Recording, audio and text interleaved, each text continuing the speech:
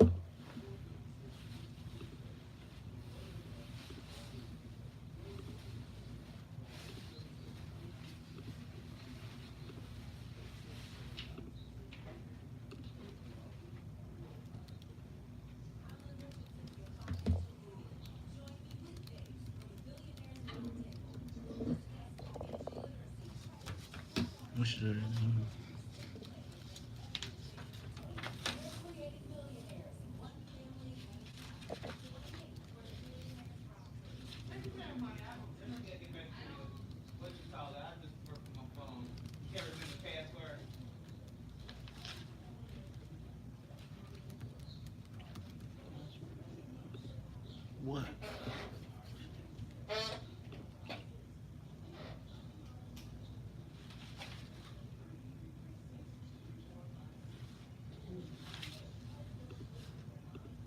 Take a moment, share the broadcast, y'all. How y'all feeling?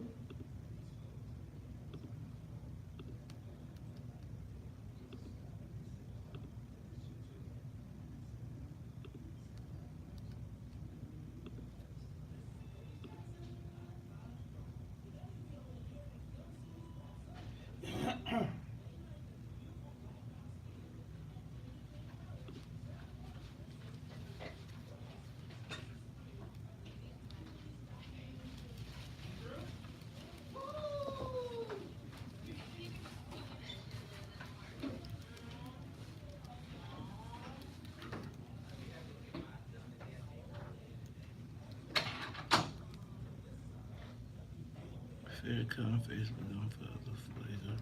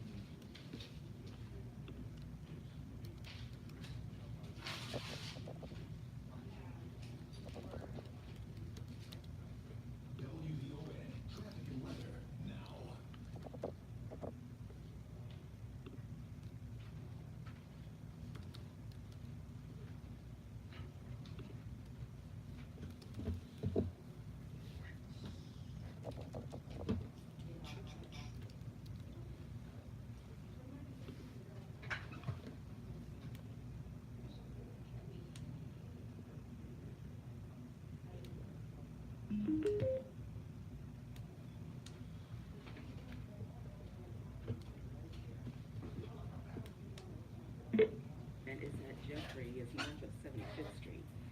Turning to the Stevenson, pretty much starting out at 40 minutes from I-355 to the drive outbound on the Stevenson will take you just about 35 minutes. The inbound side of the Eisenhower, 38 from Thorndale to the Jane Byrne interchange, 31 traveling out. And so far so good on the Kennedy inbound from O'Hare to downtown. That's a 27-minute trip, 8 in the express lane. Outbound on the Kennedy, you'll move along at the posted speed. A pretty chilly spring day in Chicago for starters. Temperatures are in the 40s. A little light rain as well. It's 43 in Chatham, 43 at Midway, and 43 degrees here. You wanted to have come on and talk about the cannabis? Look at traffic and weather now. He says there are a number of issues that we have to manage as it relates. The views Who- expressed who on did our I say? programs are not necessarily. I asked for Jahan Gordon and Yeah. no, Jahan is a woman. I said the people that you asked for, Okay. they just sent me a text back saying that they have to hold off. I'm reading what they sent me. Okay. Okay, there are a number of issues that we have to manage, so they'll get back to it. Supposed to say on the air. Right. And if you want somebody else other than them, we can do that. Okay. Okay? Okay, now I think about Yeah, elected official and image. I'm Chicago. Right.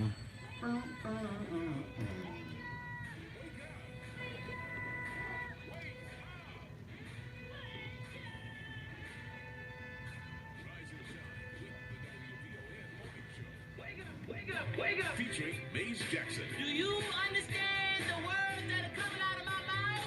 The WVON Morning Show. Wake up! What's up, y'all? Take a moment and share.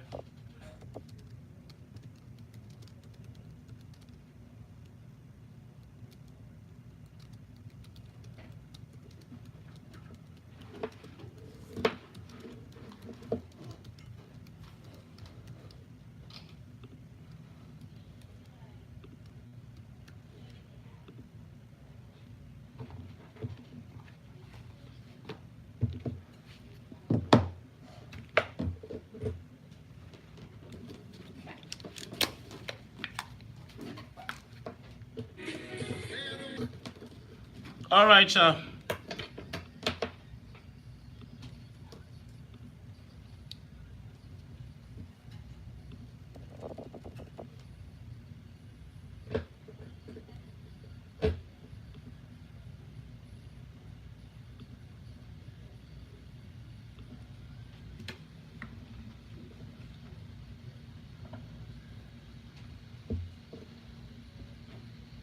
Wake up, Chicago! Wake up, world! This is the WVON Morning Show. I'm your host, Maze Jackson. Got my man, Todd Stroger. Todd, how you feeling this morning? Oh, feeling great. Todd, you feeling great? Well, I'm going to tell you what. I was up a little bit late last night, rewatching, dare I say it, Game of Thrones. You know what? I am a big Seinfeld guy, too. I like Seinfeld stories. But no, Todd, I was watching Game of Thrones, the redo, and then I was listening to the podcast. And, you know, man, You're a junkie. I am officially junkified. I am officially a Game of Thrones junkie. And so I'm going to see you at C2E2 next year. I'm sure running around in some kind of brown robe or something. Man, I'm going to tell you, it wrapped me up in that whole, it got me all caught up. But I think, you know what? I think I might come dressed up next week as one of the characters from Game of Thrones. And can I just say to all the Game of Thrones watchers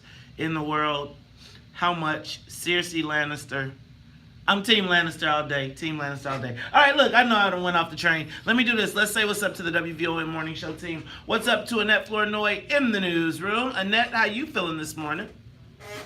Met Gala, I know what you would have dressed up as. Man, you know what? The theme was camp. The theme was camp. So, you know what? I could have done a lot of Game of Thrones themes. I think I would have dressed up as Tyrion, not Tyrion, but as Tywin Lannister. But the Met Gala, It was man. crazy. You had, Katy Perry just a crazy looking chandelier.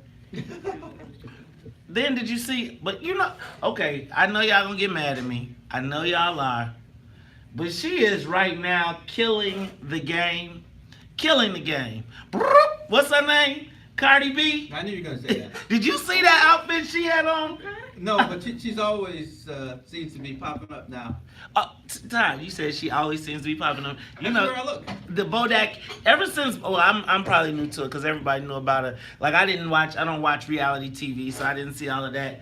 But I just know that whatever's going on now, Cardi B is killing the game. That that dress she had on was like a red fire. Like a red bird. I thought she was supposed to be fire. Red bird, huh? I thought she was supposed to be fire. Oh, is that Like I thought it was fire. Feathers? Huh?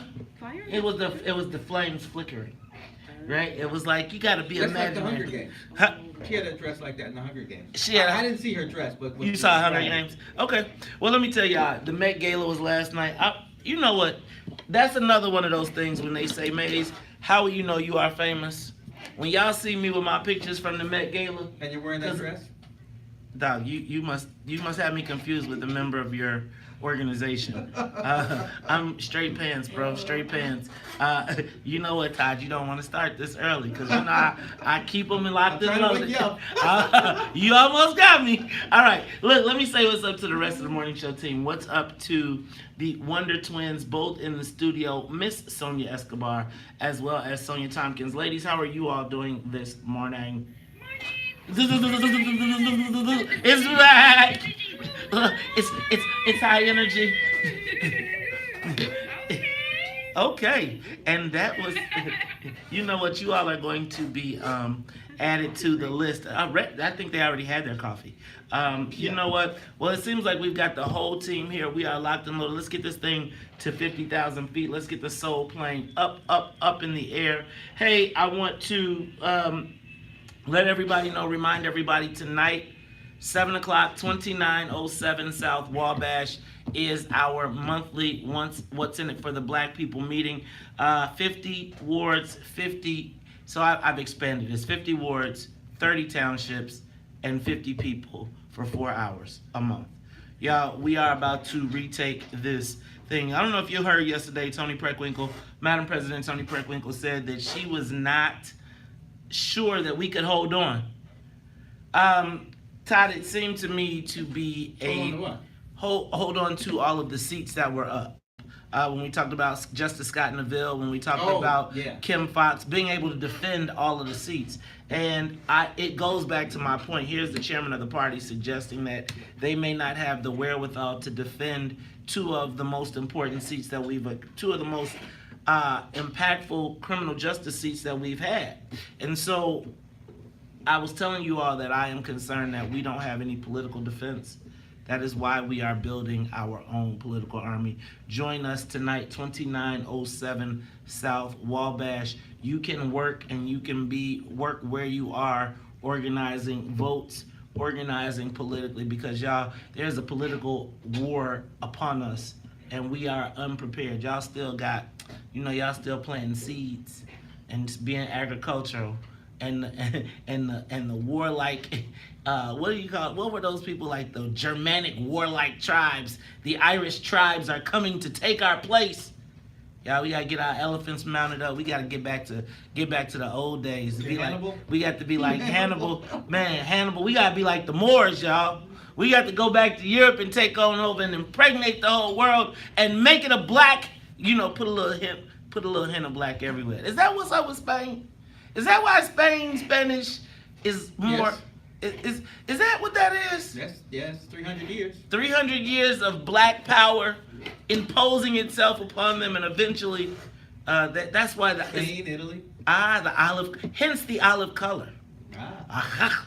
I think we have found an answer to the mystery. Also, want to send a big shout out to Brother Edward Steve. Brother Edward Steve was one of the original members of What's in It for the Black People, which was formed right here on this WVON morning show. Yesterday, I went out to myself, Tamiko Holt, president of WIFTA, went out to watch him get sworn in as a village trustee yesterday in the village of Dalton. Boy, it was going down. Can I tell you something? That Dalton City Council meeting yesterday was more action-packed than any reality show all they need to do is throw a glass of water on somebody, and somebody needed to get slapped. That was the only thing that was missing. And let me tell you, Mayor Riley Rogers was feeling himself yesterday. Because all the people that had obstructed him for the last 6 years of his 8-year term, 8 years in office, he finally got him voted out. He was having a celebration. I got video of it. I'm going to post it because he was letting them have it the whole time. But I'm going to tell you, yeah, that was an example of political retribution. Where you have the ability to teach how people can help you or how they can hurt you. We're going to talk about all of that when we come back. It's the WVON Morning Show. Todd Stroger, Maze Jackson. Let's get out of here. We'll be back after traffic news and the weather. More of the morning show with Maze Jackson. Sorry, coming up.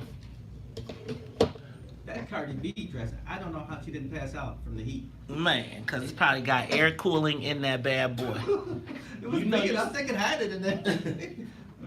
You saw it? Yeah, I just looked. Did you see? dress. You know who else? I know people don't trip, but Kim Kardashian looked nice too. Yeah, I'm looking at the Kim Kardashian's dress is yeah. That's like What is that? it's a. I mean, man. It's not really a dress, is it? It's just a little plastic. I don't know. Everybody seemed to have done Now that. I love Janelle Monáe, but I don't know what the hell she had on. What's the black guy? With the Kardashians, you know? Kanye? Him? Oh. Maybe that's her boyfriend or something. Oh, that's the mama boyfriend. I don't know who the mama boyfriend. I don't keep up with the Kardashians. My favorite person of color is Zendaya. And it seems like her dress transformed while she was there. Did you say person of color? Uh-huh. Hey, man. I don't know if she's We black. around here say black, Joe. I don't know if she's black. Zendaya. She might She- be what- kind of Latinx. See, that's how y'all always want to blend them. I'm not really sure, so. I sent you the message that they sent me talking about Black Caucus and they gotta go through these proper channels and all this other stuff. Holy moly. So you can read what they talked about. So you need to get somebody else on. They talking about something they look forward to coming on the show in the future, whatever that means. It's just an update, not what the future holds for. But yeah, they said they can't do nothing without going through Black Caucus first. Well, hell, I hope they stay this focused. when it's Okay, time to no, vote. that's fair. Because she's the lead spokesperson. She's the lead negotiator for the caucus. And first of all, there's already tension with people in the WVON morning show and taking anything to Maze because they're probably going to be like, and Jahan is pretty good about not being on that BS. So I think she's just dotting her I's and crossing her T's. It'll be in the next couple days. And then, but we also, well, let me not say we also. Let me back up. Okay, black. Zendaya's father is from Arkansas.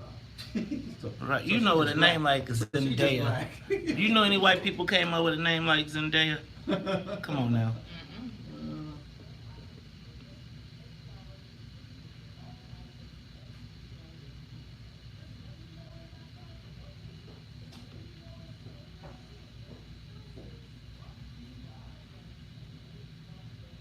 No, it's an African term.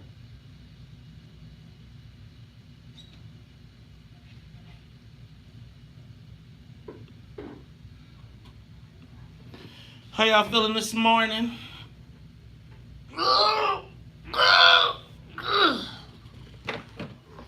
Todd Stroger. I used to watch Zendaya with Claire back in the day, Mm-hmm.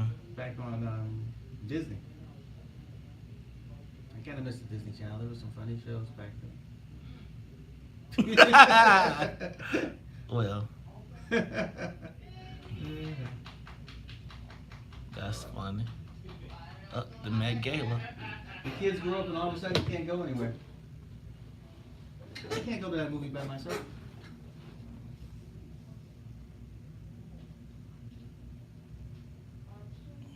I never knew anything about the Met Gala. What? Yeah, I guess I'm not that part of pop culture. But obviously the whole thing is to dress. Crazy. The Met It's Gala like is a costume a. party, huh? Huh? It's a costume party. Yeah. See, I don't know her. I don't know that lady who just kissed him or whatever happened. I don't know her either. I hit that door, Todd. Whoa. I had no idea what I was singing in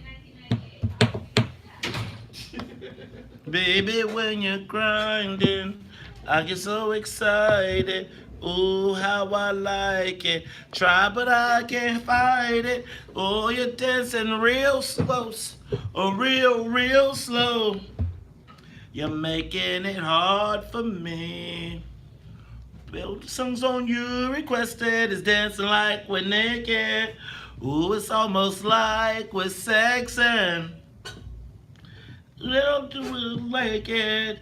Girl, I can't deny it. But I know you can tell I'm excited. Oh, girl, step back, you're getting kinda close. I feel a little proof coming through on you. The world know you felt it. Girl, you know I can't help it. You know what I'm gonna do. Baby, when you're grinding, I get so excited. Ooh, how I like it. Try, but I can't fight it. Oh, we're dancing real close. Real slow. You're making it hard for me. You are tuned in to the Talk of Chicago, 1690 AM. I'm your host, Maze Jackson. Got my man, Ty Stroger. Y'all know I feel some kind of way about that real. Wait, there's that? No, that's RL. That's RL. Sonia said she didn't know that she didn't know what she was singing in 1998. She was a young one then. Oh, I'ma tell you. I'ma tell you. I was thinking about the words to this song. And I was like, this is really a little poke coming through. However, let me just tell you, I had the opportunity to one of my very first WVON live events was with RL over at the Comcast location on Weed Street. And we did a live broadcast in the VON Unplugged, which we're going to have to bring back. But it was great because he was like a great interview, told a lot of stories. Man, he almost committed suicide. I just thought about it was a great, and he had written a lot of hits. So check it out, man. You know that song has a lot of meaning to me. Also, don't forget Thursday. I'll give you more details. But don't forget Emmanuel. It's the story of Emmanuel AME Church in Charleston, South Carolina. Dylan Roof went in and killed 9 people. You will hear the Steph Curry, Viola Davis produced this film. Yes. We are the only people that will have it until it is premiered in the movie theaters. You do not want to miss it this coming Thursday, Black Box Theater. Let me run through some headlines. Hey, before you do it, Kanye dressed like he was somebody's assistant at Google. Kanye, He didn't join the group. you know what I think about? You know what Kanye did? He dressed like them white people with money. That's what I was thinking too. He was like, That jacket looks simple, but I bet you that dang thing's like $5,000. right. I'm telling you, Kanye did the white people with money thing, right? Which is, you know, y'all do all that stuff, and I'm just going to show up basic black, and you're gonna be like, what kind of jacket is that? That is a Givenchy. That would be $15,000, and just not even, you know, like it's kind of like the anti-swag thing, you know, like while everybody else is going out, you get all the attention because you the plain Jane. Like everybody going all bells and whistles. That Kanye is a little different. Don't forget Wiftable meeting tonight. We're gonna talk about this a little bit later, but Minister Farrakhan to address Facebook at Father Pfleger's church on Thursday night at 7 p.m. They're going to have a Facebook Live broadcast. Now, I am not sure about that strategy, but we're going to talk about it. The one thing I will say, Father Pfleger is burnishing his title, his crown, as the king of the black people. Because, once again, I ain't tripping. I cannot front on Father Pfleger, because can I tell you what? Where's the black leaders? Where is everybody black standing up for Minister Farrakhan? Whenever it's a problem, people call Minister Farrakhan. I ain't seen them, nobody, not no parts. So shout out to Father Pfleger. We're going to talk about that strategy, though. Meghan Markle and Prince Harry had their 7th in line to the British royal throne. Looks like we got a war on the horizon with Iran. I'm going to tell y'all better stop messing with this. Y'all better leave this Mueller report alone. We're going to be in a war with Iran. Talk about some, and I do not want it with Iran. Cause I'm telling you, Iran don't seem like they run. You know why Iran is stuck in my head, Todd? What? The hostages from way back when I was a kid. And Jimmy Carter and Iran took the 300 and some hostages. That should stay in your head because if I remember, Ted Koppel was like, "We will talk about this every day until they're released," and then 2 years later or something. I mean, Todd, I remember the ribbons on the trees. I mean, every single night. I was always scared that I was gonna get kidnapped by some Iranians. And remember, they brought them outside with the pictures of the towels wrapped around their eyes and they couldn't see, and the crowds. That is burned in my memory from a kid, and I just from that point on, the Ayatollah Khomeini, man, you say Ayatollah Khomeini, I still be nervous. I don't want to promise. Yeah, they pretty much handed the election to Ronald Reagan. Right, and then Ronald Reagan. How crazy it was. Imagine if you was one of those hostages and you could have went home a couple weeks ago, but Ronald Reagan said, "Hold him just a little while longer till I get out of jail, till I'm elected president. Then you can let him out." Yeah, That was kind of crazy. That Ronald Reagan boy, he was a piece of work. Congress weighs contempt charges for William Barr and Trump, and Steve Mnuchin announces that Trump will not release his taxes. I really think we need to let that go. David Reifman, head of the Department of Planning and Development, after helping get $7 billion to Northside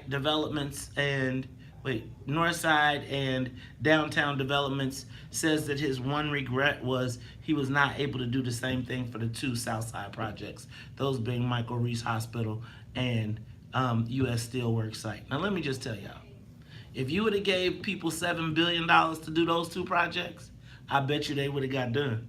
I think so. I think if you had $7 billion, don't play me. Do not play me. Like, darn it. And now let me tell you, y'all remember I told y'all, this is how it worked. No shade to David Reifman, but when you give somebody $7 billion, you got jobs and work for life.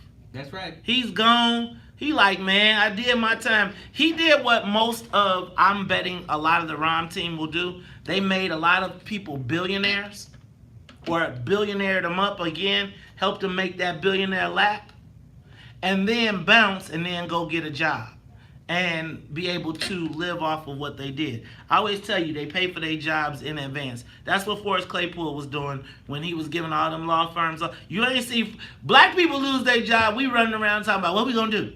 Right. White folks lose their job, be like, I already deposited my next 10 years salary at this law firm over here. Check me out. I'm gonna be there as a consultant. Red line shooting. But check this out. You know when y'all hear red line shooting, y'all know y'all be thinking Southside. This one happened up north. I saw that. It was up north on Argyle. I just want to point that out. They had a shooting in the Chinese community. 16 years for Adel Daoud. I don't know if you all remember him. He was the young man that the FBI helped make a fake bomb to go blow up the Cactus Bar downtown. And now he's got 16 years. But most of his time served. I did not catch this. Miss Black USA was from North Carolina. Miss USA was black. She's from North Carolina. Chesley Christ. Chesley Christ. Now I don't know her, but that Chesley Christ, the way her name is spelled, sounds like she been adopted. But she like one of these, you know how the black Miss Americas and stuff be. They be kind of whitish till they black. I can't wait to hear her talk. Michael Cohen goes to prison. Also, they made charges in the cell phone shootings, the store shooting, and Chance gets Wendy's to bring back the spicy nuggets with the tweet. That Chance is powerful, man. He should just stay out of politics. Stay in the pop culture world. He'll rule the whole thing. Look, it's Talk Chicago 1690. We'll be back after traffic and the weather and some news too.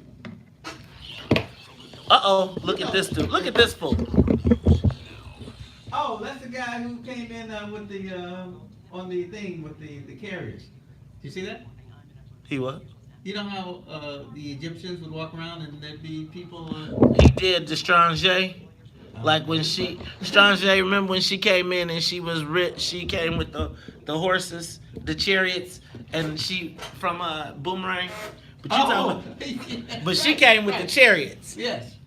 Yeah, he was on. He had a pallet, or whatever they call that, of carriers, and they carried him in.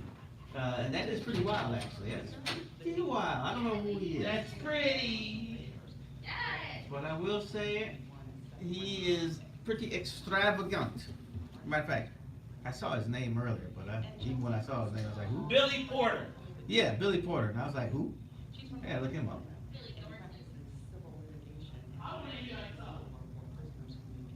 You must be famous. You can only be famous to have that many people carrying you around. He's a stage performer, pop singer, and an actor. I missed all that. He won a Tony Award. This news report is sponsored by Account I bet it Account takes all that makeup off, I probably would recognize him something. Oh, Kinky Boots. Well, I guess that's why it's got the over-the-top thing going here. Right when you need them most. Account temps, a Robert It's almost as old as I am. Feel like you're stuck in a state of compensation stagnation. You know, still glad to be getting a paycheck, but not so glad about going another year without getting a raise. State Farm agent Larry C. Williams would like to help you get He to a better performs state. at the One theater. more car insurance savings can help Kinky Boots stretch on your Broadway. a little farther. The process starts with a discount double check, where they take the time to talk with you and carefully go through your car insurance to make sure you're getting all the discounts you deserve. It's fast. Been in some movies that I wouldn't have seen. Say it's kind of fun watching 10% Been on the RuPaul show, which I don't watch.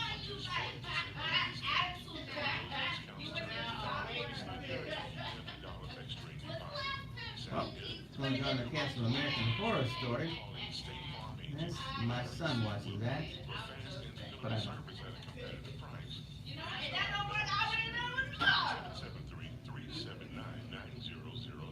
Or visit LarryCWilliams.com. Discounts may vary state to state.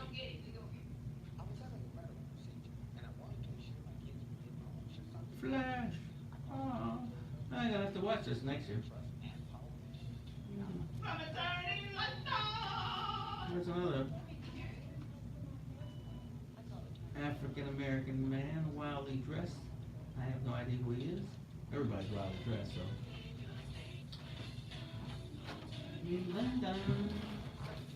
You know that black guy? Kind of old though. No, but I think that's the black guy that's the head of it. Oh, the gala? Yeah. Oh. He got one of them things on too. That cross the chest thing. That a lot of You mean it looks like it's kind of like a tie thing, but it's not? no. Look across his shoulder. You're not talking about that? There's a different version of it for men. I mean, there's like some other people have started to wear those. They like put them on with tuxedos. Oh, I knew I wasn't hip. Yes. Uh-oh, look at V-Ron. Look at Veronica Taylor. Oh, that was RuPaul. Oh, RuPaul, that makes sense. Look at V-Ron. Leave it to V-Ron to make sure she's our fashion expert. Veronica Taylor. Thank you to Veronica Taylor for pointing out. I'm sure she could probably curate the whole Met Gala for her. Also, you all know that if you need fashionable styles, holler at Veronica Taylor. She got a thing going on.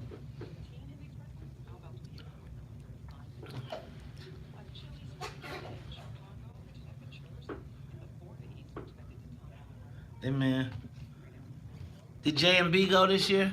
Oh, he was Little Richard in that movie. He was good. What?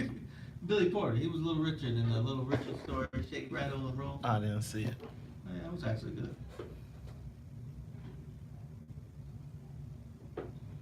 Nah, one day when I'm famous, Veronica gonna be my other stylist.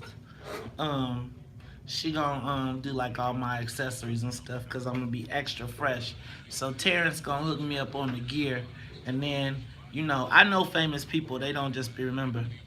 They don't be remembering the little people when they get super famous. That's all right. I'm gonna be famous one day.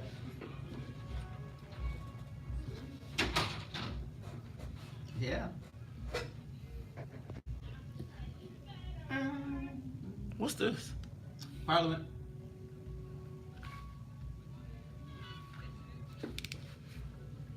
It's on the Mothership Connection.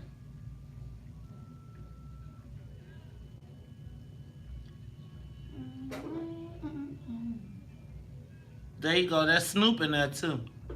Let me ride. No. Snoop took that. Right. Let me ride. Sweet chariots out and let me ride. Let me ride. Swing down, sweet chariot, stop and let me ride.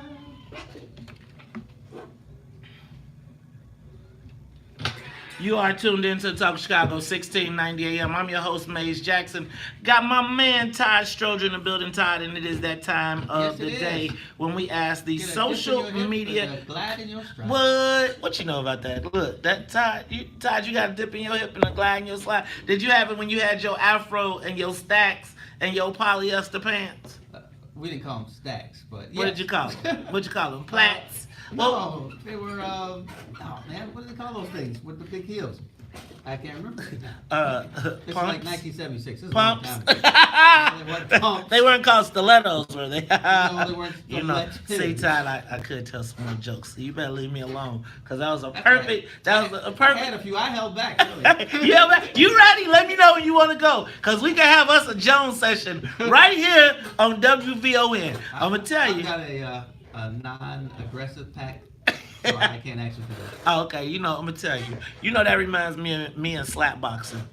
When I was a kid, you know how everybody wanted to slap box. That's the thing we did as children. I'm gonna tell you. I wouldn't even participate. Why did I believe you? I didn't participate. After one game of slap boxing, I wound up punching. I wasn't quick with the whole slap, and then you get slap, and then it's like that. Right, slap, bam! And it's like, then I remember I got slap boxed, and then I was slap boxing. It was the neighborhood bully's brother, and he was like, "Go slap with me, slap box with me." I was like, "I don't slap box." Right. And you keep walking away, and he keep on popping you. So then you turn around and defend yourself. Then it gets you with that stinger, and it's like, ooh, and everybody's singing. And it was a reflex. So I stole on him, and I had to run home. Yeah, Because his brother was like, oh, no, because I laid his brother out there. And I had to run home, jump over the fence, climb over the gate, 514 East 62nd Street. Boy, I remember. And then we lived on the 3rd floor, and I had to get all the way up the steps to the 3rd floor porch on them rickety balconies. And I was, open the door. Then I had to. Later, you're in Bolingbrook. No. See, dog. See, Todd. No. That was. Man, I didn't got chased out the neighborhood You by the bully. You crazy. I never ran. Well, maybe What? once. You or just twice. ran a minute ago. Then maybe once. Sonya. Maybe twice. Kim Bedford said to tell you they're called platforms. Platform shoes, thank you. Thank you. Look, Todd front, man. Todd couldn't go outside in them platforms. Cause you know I keep seeing Todd doing the it make me think of What's Happening. And I remember how Raj used to always end the show dancing. I could see Todd coming in. Raj. Not Rerun was doing the big stuff, but Raj used to do the Raj. Did he do the Raj? You see, where do you think the Raj came from? It's the Raj. All right, look, man, it's the WVON morning show. Let me get to this. Rerun was a pop locker. Rerun was a big boy. No, I mean he was literally in a dance group before he got on that show. Right. Remember when he got in the Rockets? Remember when remember when he was gonna be the Rocket, and he said, "You don't have to be a guided missile. You're more like a guided mess." Remember that, man? I remember every episode. Man, because D used to crack me up too. You know what I'm saying? Remember the sister, little bastards? My sister was D. Yeah. I used to, look, Todd, you distracted me, man. And Rerun was on the Dinah Shore show. Right. Not that you understand Dinah Shore. I know Dinah Shore. My mom used to watch Dinah Shore, I think. All right, look, social media question of the day. I believe that black people have a mental deficiency when it comes to success. And that handicap has particularly dire effect on black people in Illinois. It really hit me 3 weeks ago, Todd. I don't know if I was talking about this to you on air, but me and a good friend of mine were walking down the street about 10 o'clock at night, and we come upon a young white man, average-looking white guy, and my friend says, "Hey, man, I heard they made you an offer of $100 million for your property." And he was like, "Yeah, I don't think I'm ready to take it." Oh yeah. So mind you, I'm about to choke right there, cause I can't even imagine a scenario where I'm turning down $100 million. I don't care what it is, unless it's like one of my kids. Yeah. Right? Then he says, well, what if they offer you 150 million? The white kid says, maybe when they get to 250, but I might just do it on my own. I mean, I own it free and clear. I got my own thing. I don't have to worry. I mean, I do. I was Obviously, he doesn't have to worry. dang. Then, Todd, I saw it again a couple weeks ago, maybe a week ago, when I was in a friend of mine's office and Louis Vuitton comes in with gotta be one of the bummiest looking white guys I ever saw in my entire life. And here is the Louis Vuitton. I'm talking about people running around here buying. You got black people get dressed up to go to the Louis Vuitton store. Mm-hmm. The bummy white kid comes in with the Louis Vuitton people, and guess what? He's not spending money with them. They're spending money with him. And I'm like, see how this is not right. But I'm gonna tell you when I really knew that black people had a mental deficiency when it came to success. Wait. Was when I was lobbying in Springfield. And I thought about the successful black lobbyists and what their idea of success was, which was probably to make about $15,000 to $20,000 a month, maybe be able to go on vacation, etc. And then I saw one of the partners at the firm I was at, 5,000 square foot home inside of the city limits. Do you know what a 5,000 square foot home is inside the city of Chicago limits? I only got been in a 5,000 square foot home. Okay, so there you go. Then this guy has a 60-foot yacht that he docks down in Florida that he pays rent for on his boatominium. Of course. Right? Right, the boatominium. Then he has his own $250,000 car, $150,000 expense account. Then Todd has his own plane. And meanwhile, black folks goes out of town every weekend with his family, kids. There's nothing they can't do. And then I look around at black folks and think about when I was trying to get $70,000, black folks was like, I'm not paying them that much money. They make more money than me. Todd, then I think about you, even you.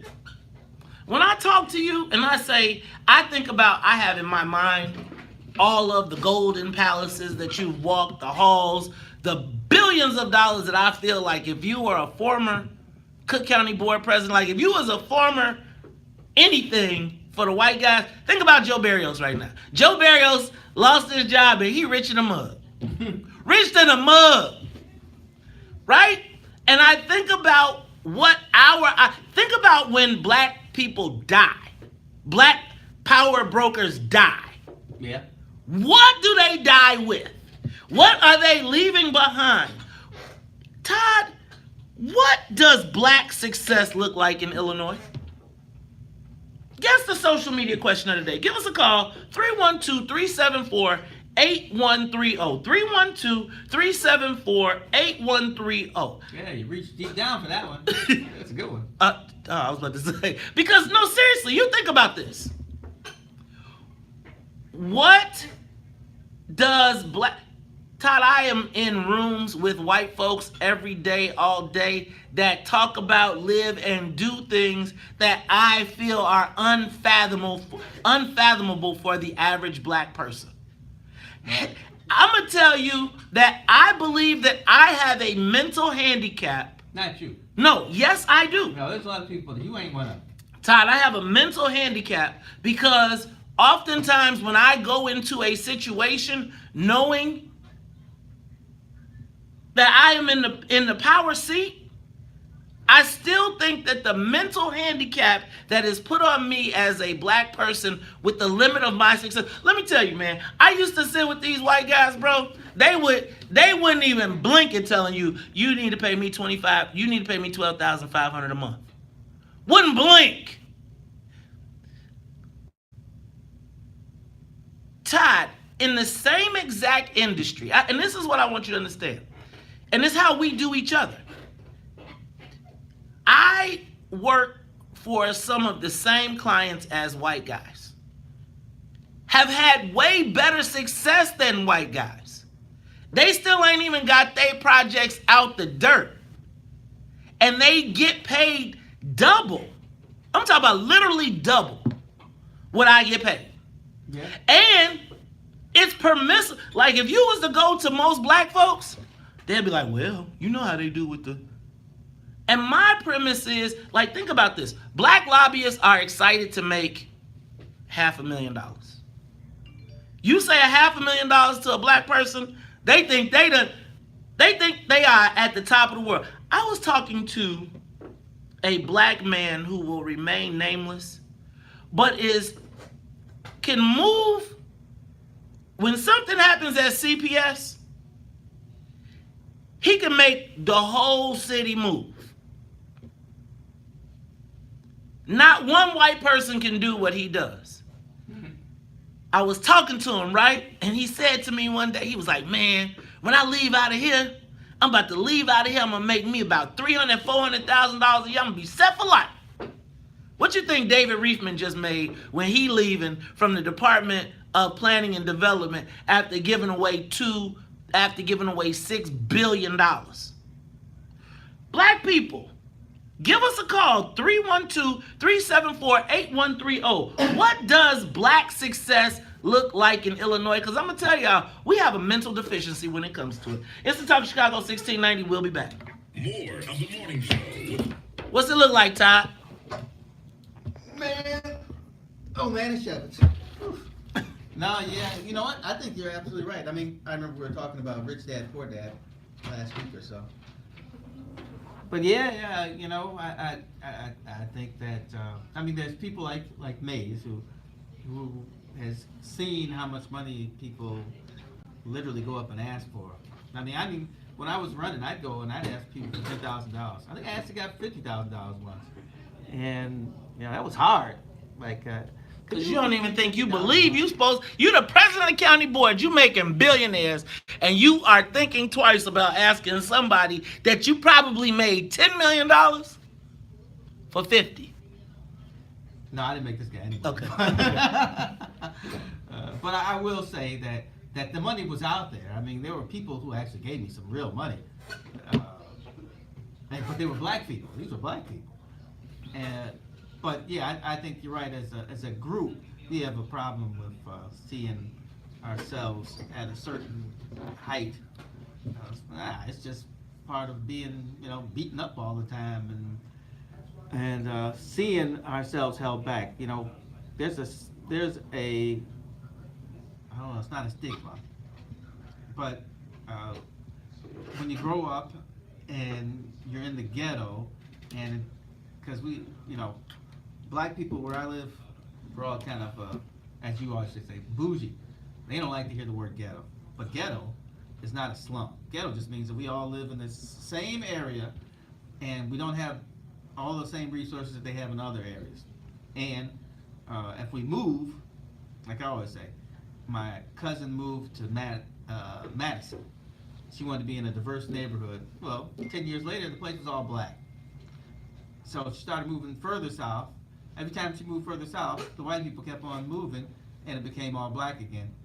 So we, in our mind's eye, we can see where we are left alone. We don't have all the resources. I mean, there's more of them than there are of us.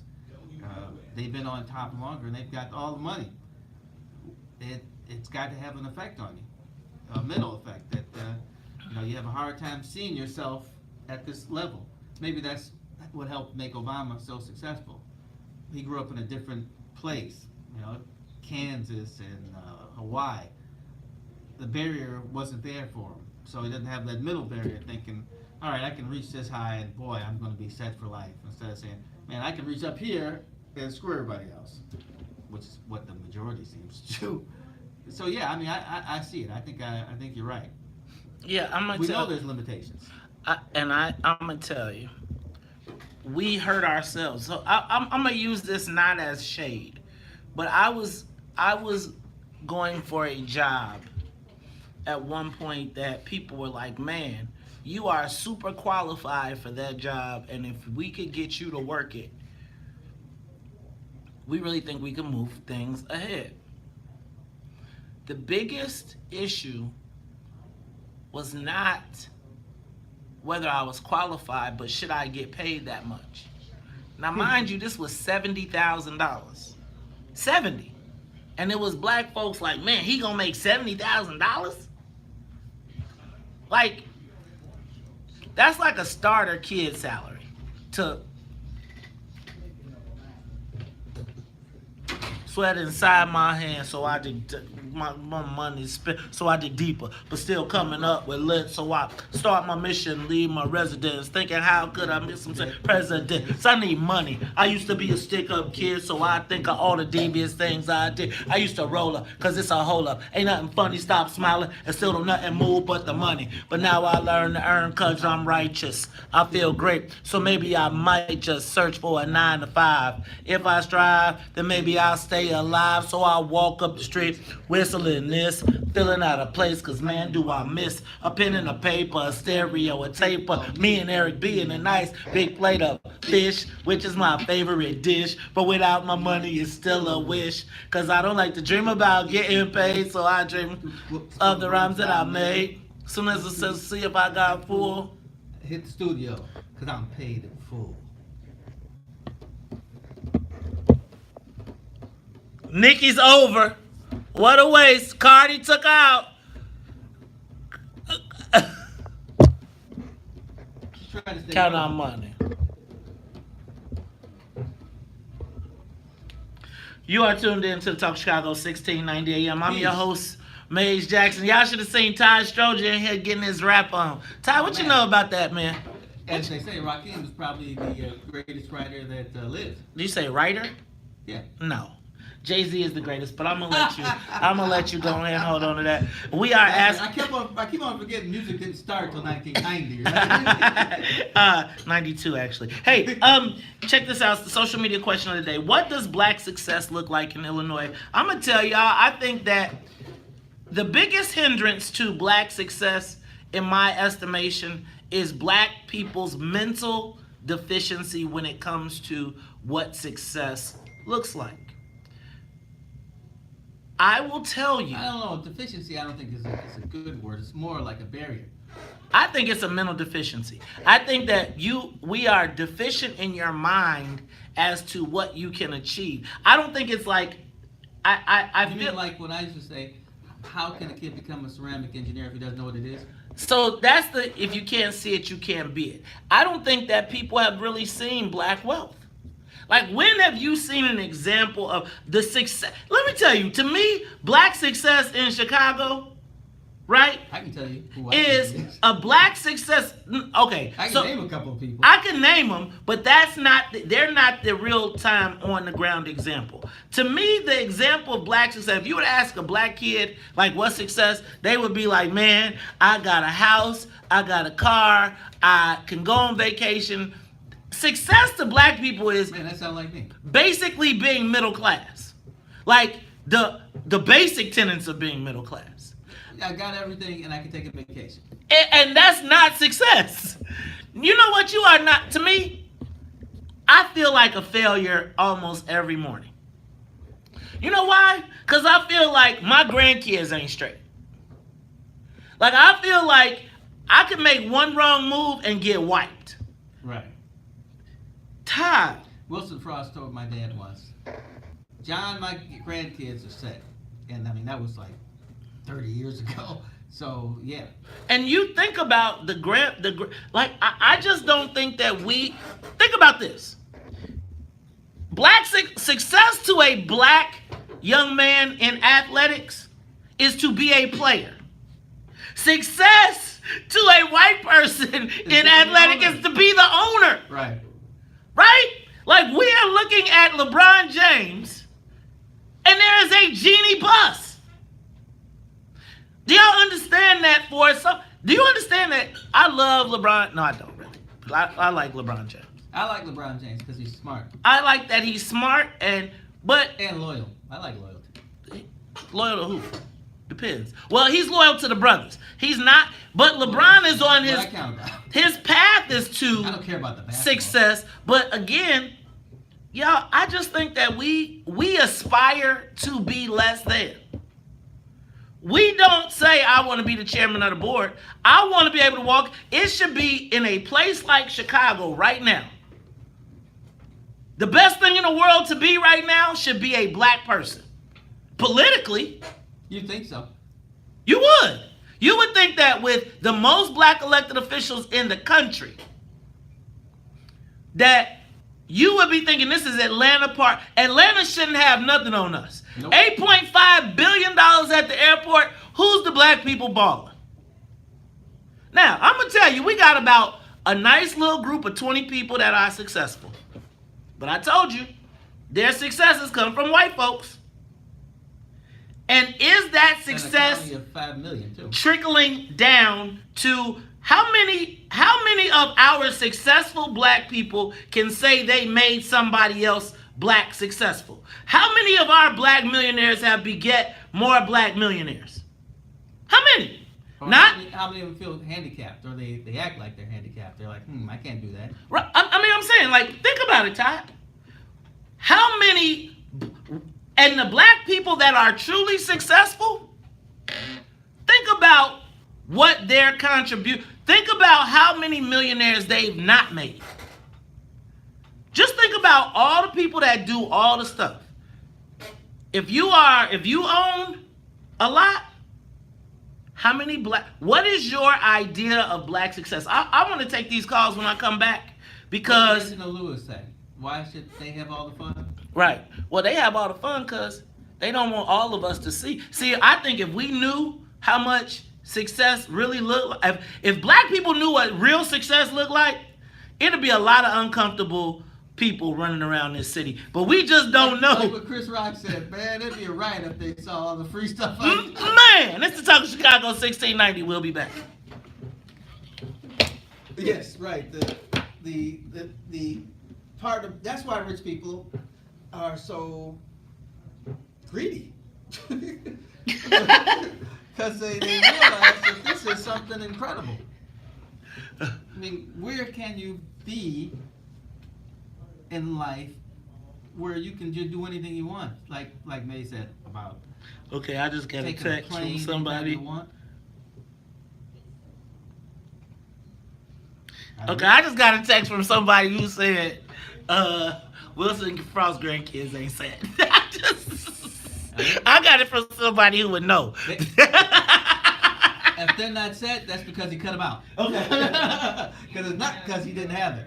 No. Wilson Frost, he did well for himself. Unless they are one of his grandkids, and let me tell you, he knew what he was doing. But yes, I mean that's why rich people fight so much to take all the money, because they want to be able to do anything they want. They don't want everybody doing it. If everybody did it, then it wouldn't be rich. But yeah, we definitely need a strategy. I say this all the time. I mean, the greatest thing that we had outside of a mayor, but that was 5 years. And as he was putting things together, all of a sudden he's gone. Go through our blackdoctors.com. Have you ever been on there? President Jones was a great I thing. think you should just I mean, I wish he'd last another 10 years. That would be a great thing for us. They are off the chain. Okay. And then here in But Chicago. that's part of the problem with black people too. Is we tend to get into I places think of power Albertus Newman runs later in life. You know the person. So, the first mayor Daley, I don't know what the heck he was. He might have been 40 when he started being the I'll see mayor. if they The have second mayor Okay. Daley was like 42 when he became the mayor.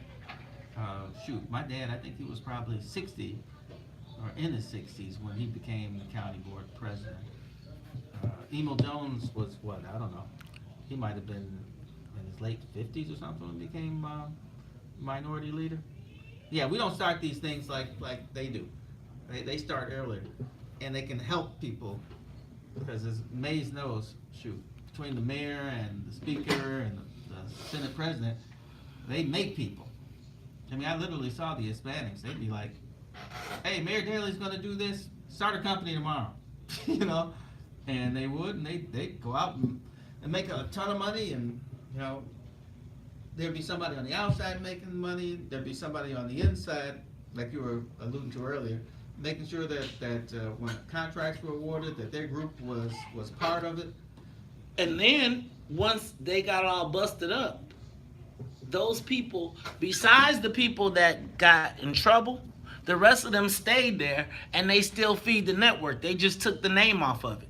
Right. Right? So it's like when you go into these places and you want, like most of these people, once they got their spots, they were smart enough to get spots where they never had to ask the mayor again. So if you get a purchasing agent in every fucking agency, right, that is looking at every contract and saying, okay, I'm going to hold you on compliance right here, and say, oh, I got an answer for you. I got an answer for you, right? And so how many new black millionaires have been made?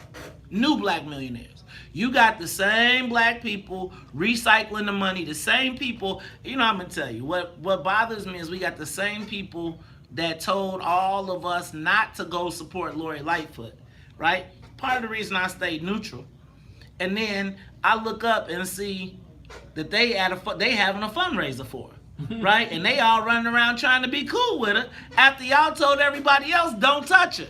And it's like, what's crazy is she saw it though. And it's like, why aren't we making new black millionaires? Why?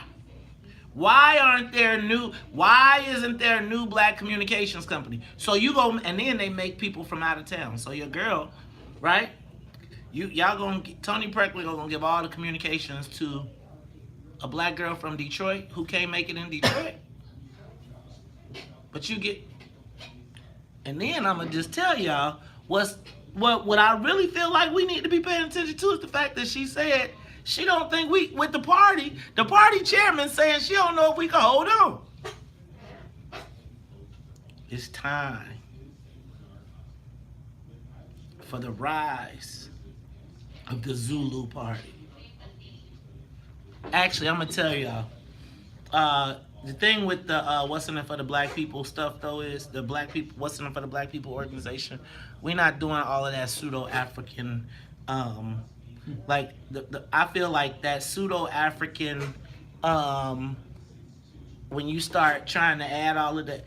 Okay, so I believe that African philosophy can be woven into your mindset, but it will not be put into our hierarchy because I believe that it becomes a distraction from the powers at hand. So now we more concerned about passing the voodoo stick or playing the drums or addressing mamas and babas, and you get caught up in all of this symbolism. And then what winds up happening is we get caught up in the whole Afrocentric piece of it. And then the same old people, I feel like the Afrocentrism part of it, and I don't want to ignore it, but I feel like it becomes a diversion, and it has been a diversionary tactic that has also been used to hold us back. So you think about every meeting that you go to, that it is the young or the generation X and below. We then insert this African principle, our leaders must come from, and we must pay respect to the elders, which I'm not denying that we pay respect to the elders. But then it becomes mama this, baba this, blah, blah, blah. And now we beating the drum and we are saying the African principles when it ain't African principles we fighting against right now. We are fighting against the Democratic Party and the Republican Party. Mm-hmm. And it's like, so again, we taking that agriculture bullshit into a wartime environment, talking about some ungawa, when that ain't the way that we win. And so it's like, and I noticed it happening that wasn't when you try to show respect to that process, then they spend a lot of time telling you about what they used to do, how they used to do it, and why y'all need to shut up, and why we need to be at this meeting for 12 hours. No, we don't need to be at this meeting for 12 hours. We used to meet all night. We ain't got time to meet all night. We got kids. We got families. Is that us? No, it's gotta be Isley's. Oh, no. without you. Hmm. Sorry if I offended somebody. Set sail with me. Trust me, lady. Set my fury free. What up, Jock? You back? Babe. Leave.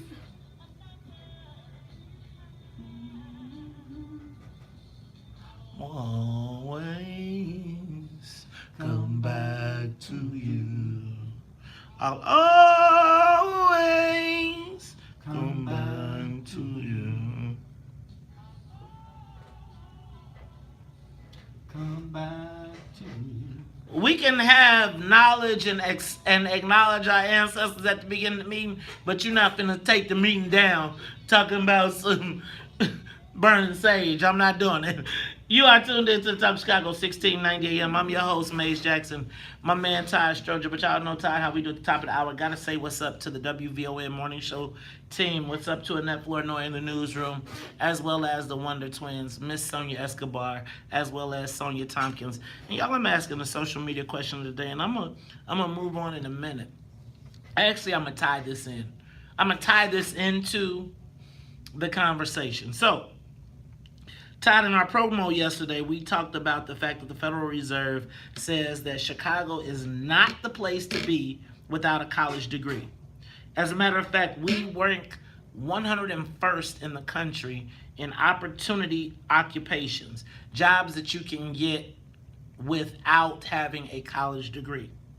Considering the fact that 68% of the population is not with a college degree. Mm-hmm.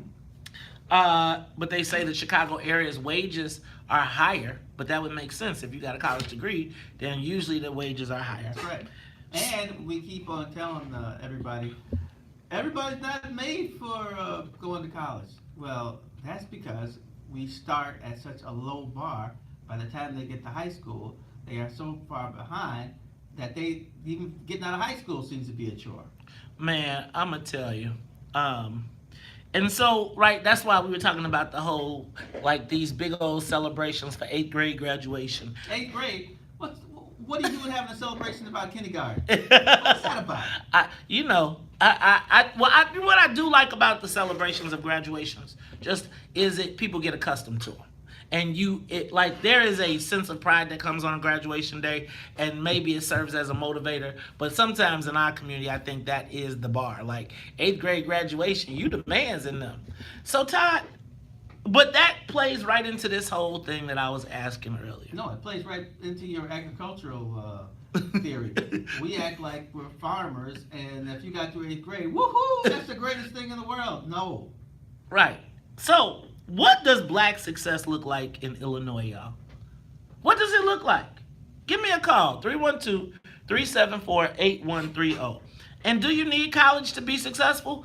I think in Illinois, you probably do, because we have run away all of the manufacturing. I feel like people who come here now have the money to be here, right? Like, if you're moving to Chicago now, you are moving here with money. And you are moving here, or you're moving here to take one of those jobs that pays the good money. But if you are here and you are not, and they were saying that there's a lot of jobs now. A lot of jobs are being phased out, like assistants, accountants, like bookkeepers and stuff like that. But there are a lot of growing industries as well. Yeah. And you got to go to places like Toledo, Ohio, and things like that if you want to take advantage, and other Midwestern states. But Chicago's not the place. Well, they're putting somebody in that the old post office. Right. But and guess what? And I bet you it'll be black people that come. Because I'm going to tell you, Todd, when I meet these black people down there, like the Soho House and stuff, they not from around these parts. They be like, this is the greatest thing ever.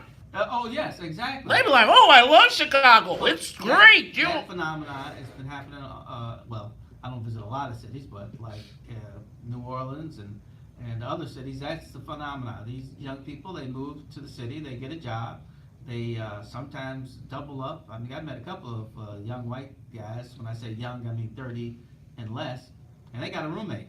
And I'm like, oh man, you knew this guy in college? Like, I don't know that guy. Right. They also have new places where you can buy an apartment, $1 million condos, and then they'll cut it up in quarters for you.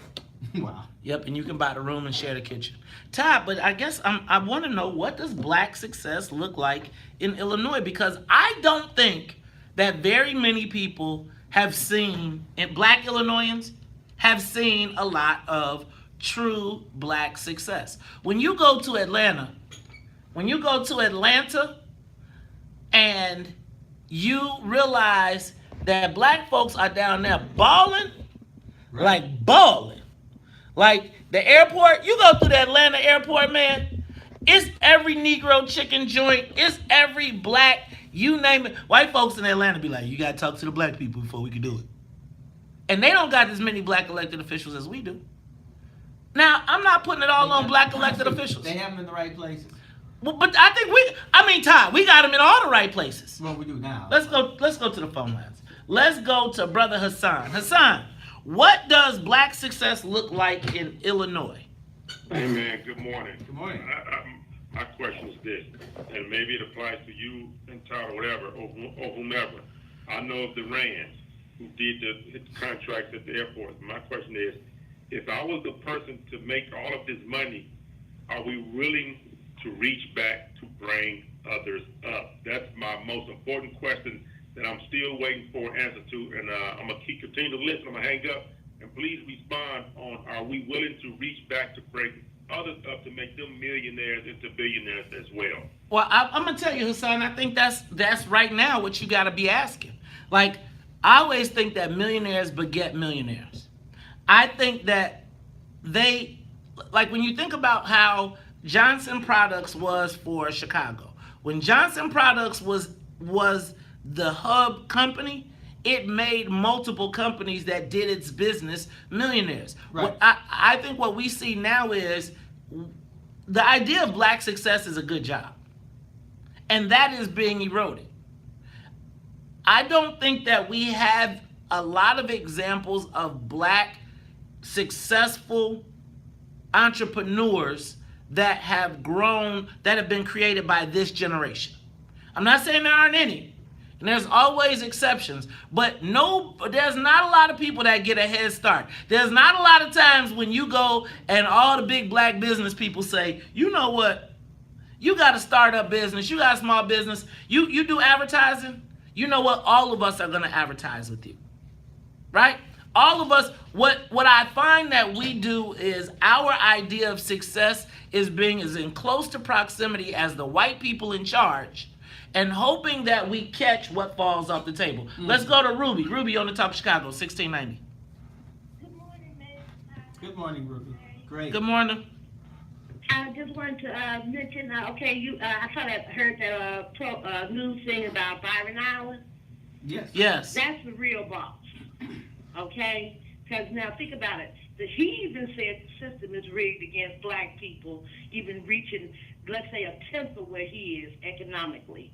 Black people, I don't know what we trying to tell ourselves, but by the year 2053, the median income for black people is zero. And it'll take 228 years for black families to reach the same wealth that white families have today. So all of this crazy talk about what black people are, we gonna be millionaires. Where are you gonna get it from? Because the system is already rigged against you. Y'all have a good day. Thank you, Ruby. I tell you, you said it succinctly. You get it from each other. We need to start something in our own neighborhood. And you're right. Then, like at Soft Sheen, there was a guy who worked at Soft Sheen. I don't know exactly what his position was, but then he bought the building next to Soft Sheen and started a I don't know what they call it, where you box things with stuff. Packaging. Yes, he started a packaging company from his relationship with Soft Sheen, and then I think he moved out somewhere else. But that's how you get things going. You're exactly right. And the Rands have helped some people that I know. So I know they've reached back, but you have to have something to give to them. You have to say, look, I've got this, and this is going to work, and I've already got it going. I just need a push. Okay, so I'm not necessarily picking on any. Oh, I individual. didn't mean. Yeah, no, they brought up the. I just mentioned them because I know them. Right. I know what they did. I wonder though, oftentimes,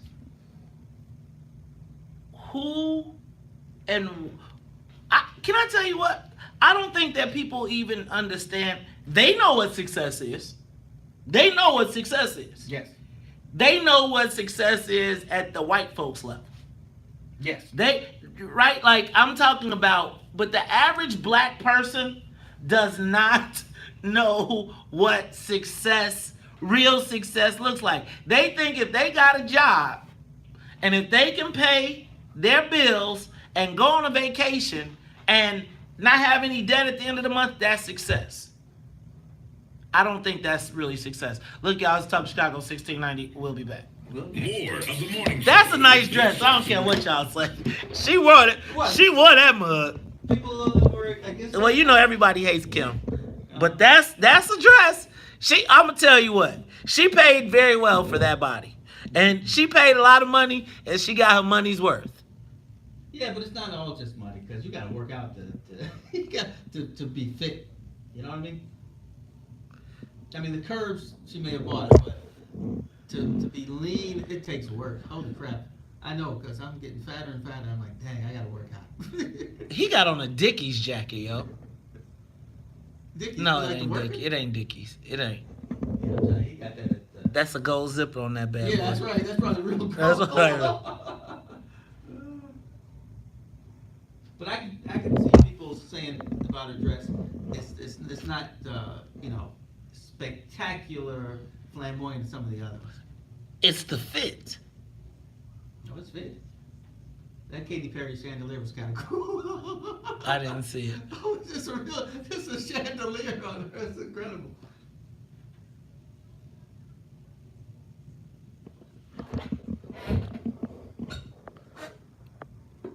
Yeah, I don't do a lot of celebrity watching. I don't do a lot of celebrity watch. I watch like the Grammys and all of that stuff. That old girl looks crazy. The black girl, I don't know what she got on the bird fur I like fit. that. You talking about her? Yes. I like that. She looked like a fake Maya. Okay, that's kind of funny with the thing next to her though. It's like, hey, where's the other guy? Is she in a purse? She looks like Maya. That used to be What are you talking about? man. She probably has some comedic chops or some sort. You don't have the book, Oh, that's Nick Jonas, and the other lady is a Bollywood person. You know the Jonas Where are Brothers. they at? What are they doing? She look crazy. I like it. One of the Jonas Brothers is dating one of the Lannisters. I mean, one of the Starks. Yeah, they're big time stuff. Come back to me.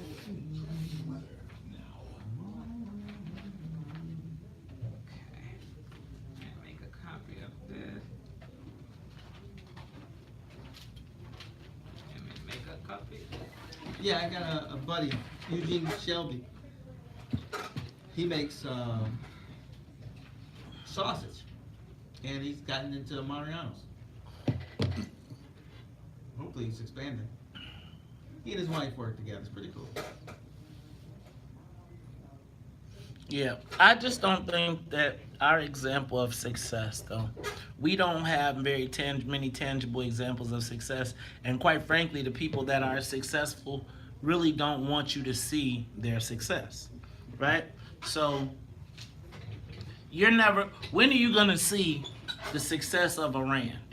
When are you gonna see the success of an Elsie, right? Unless you're privy. Now, I'm saying that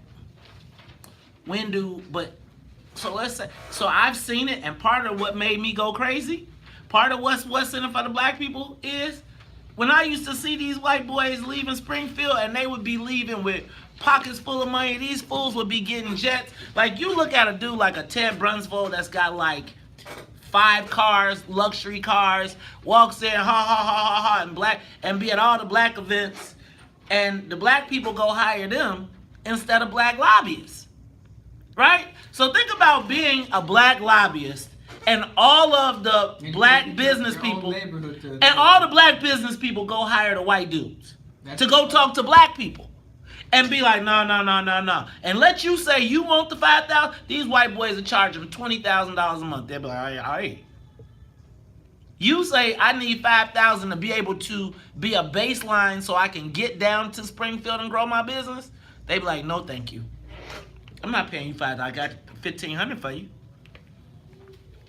They just get me upset. Man, hoping baby you will be there. I'll be dreaming,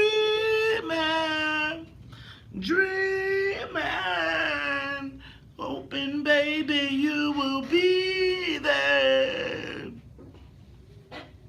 Please take time out to try and find out if this could be real. Since me is like to live in a fantasy. How should I feel? Those words are here in my heart. Oh, but there is just one missing part. How to put it together, how to say it right, and let you know it every night. I'll be dreaming,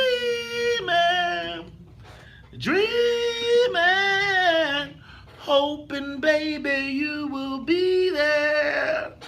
I'll be dreaming,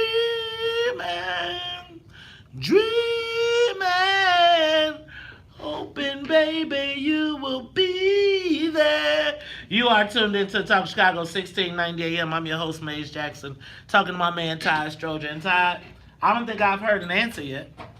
I haven't heard an answer. I've heard people tell me what, why we ain't. But I want to know, what does black success look like in Illinois?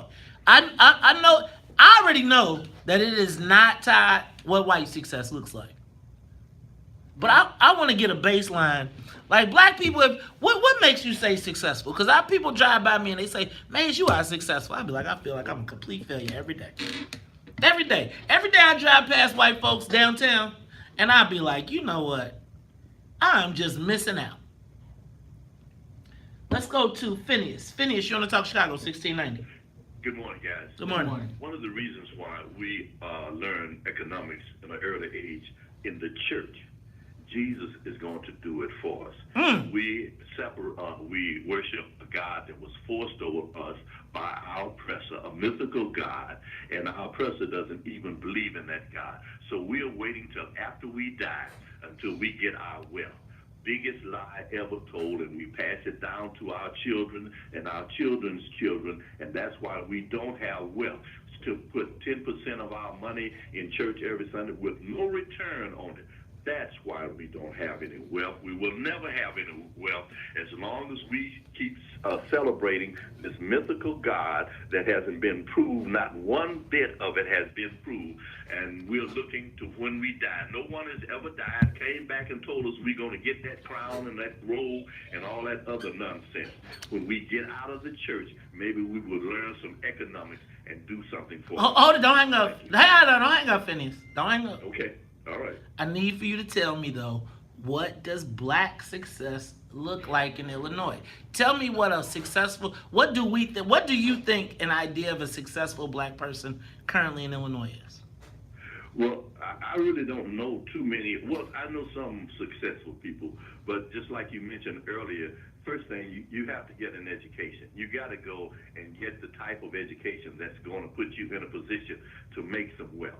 And then once you break that, you have to pass it on. You can't just say, I made my wealth and I'm going to keep it for myself. You got to have some other person who maybe doesn't have the knowledge of it that you have, and you have to pick them up and bring them along. That's how you create wealth. That's what you do with your money. You invest it so that you can increase it.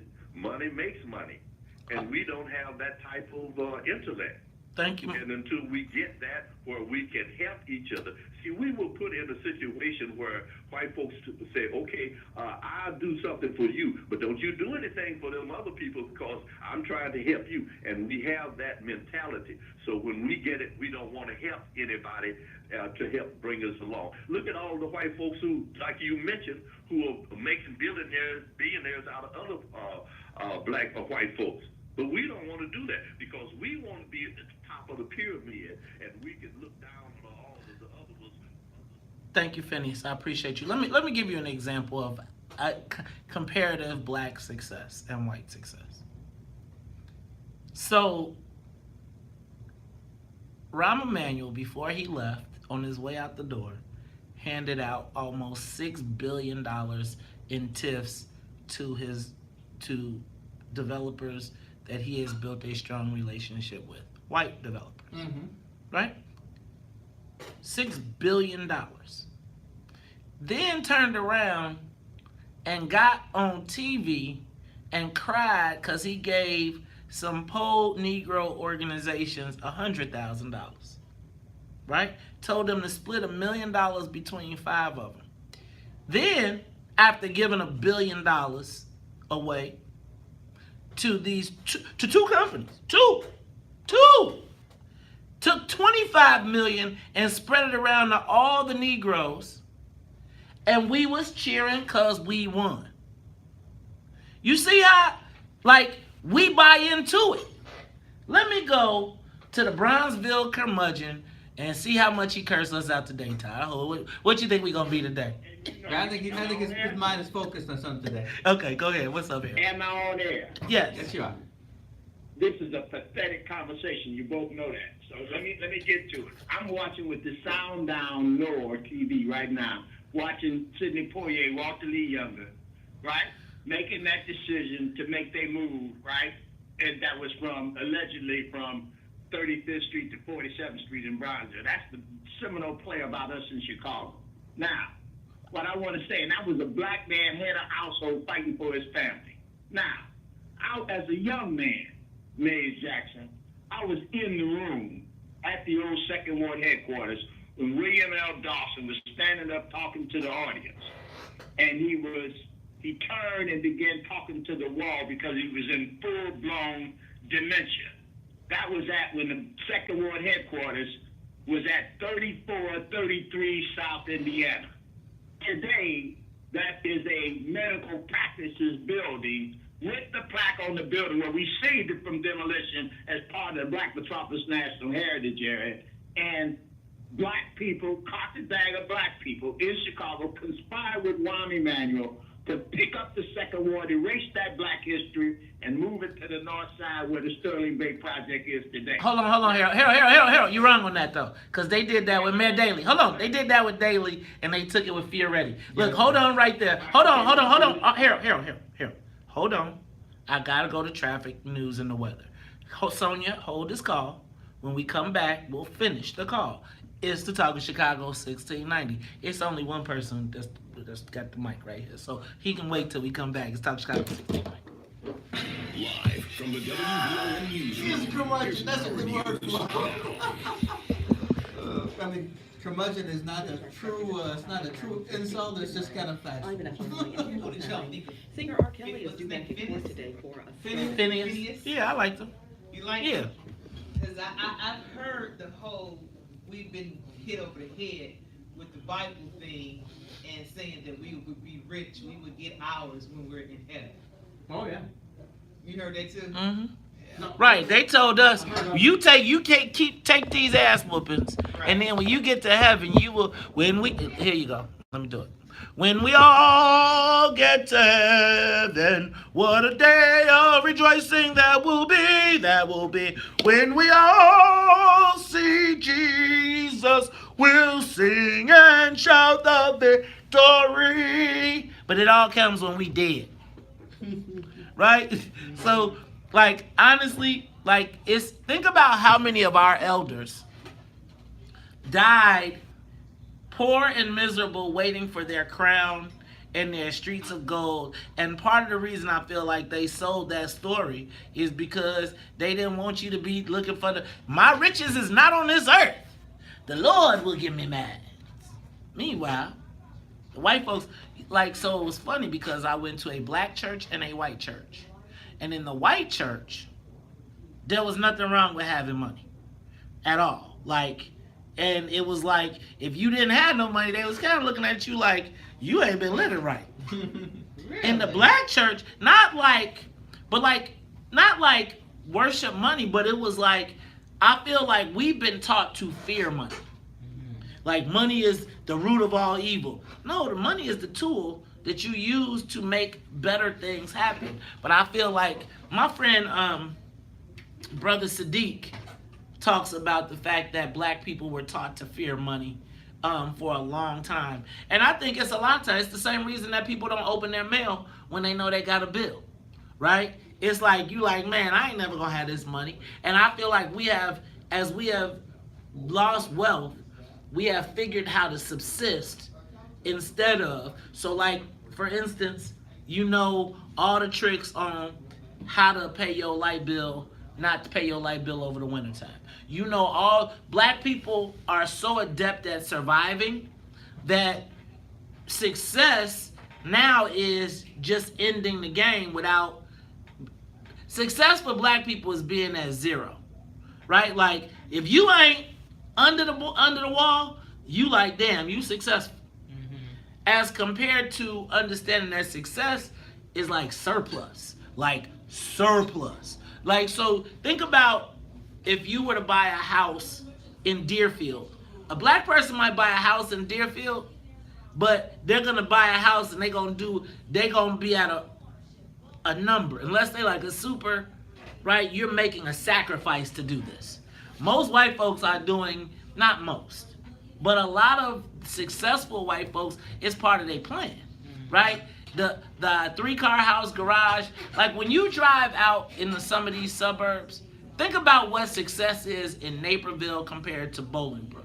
Then think about what success is compared from Robbins to Chicago. Think about what success is from Harvey to Bolingbrook. So there are people who live in Harvey who own their own home, who may be living in the neighborhood has changed, but they see somebody living in Bolingbrook or a Plainfield who might be more successful, but they're swimming, right? They're just barely holding on. What is success? And like, I feel like success is having, man, you know, we need to pull that freaking article and we need to, I really wish I would have been thinking about it. Esquire has a article out about what is success to a millionaire, to a person who makes $250,000, to a person who makes $58,000, and a person who lives under the poverty level. It was a great study. So, like, who you think worried about money the least? Who? Protestants, white Protestants. No, out of those 3 groups, out of those 4 groups. Millionaires think about making more money and more money and more money. The person who cared about money the least was the person who lived on the bottom? On subsistence that was getting rent subsidies, etc. The person who was making $58,000 a year was worried about money every single day. That's right. The person who was, but they were working. You're 2 paychecks away from being kicked out of your house. Subsistence. Then the $250,000, they talked about what can you buy, what do you want, what do you need, what must you have, right? Like the millionaire was like, man, I'm not straight till my parents have $1 million, my kids, my house, it's a real, and it just was like, golly. Yeah, they like think about money all the time. Our idea though of what success is, like Rich Dad, Poor Dad. Okay, we're ready. I'm gonna look at that Esquire and see if I can get somebody else. Okay. Flies when you're having fun.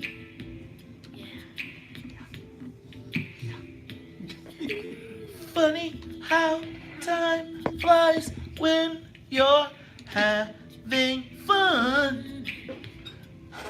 Oh, baby. Don't you ever go. Oh, I didn't realize she went far. Don't you ever go.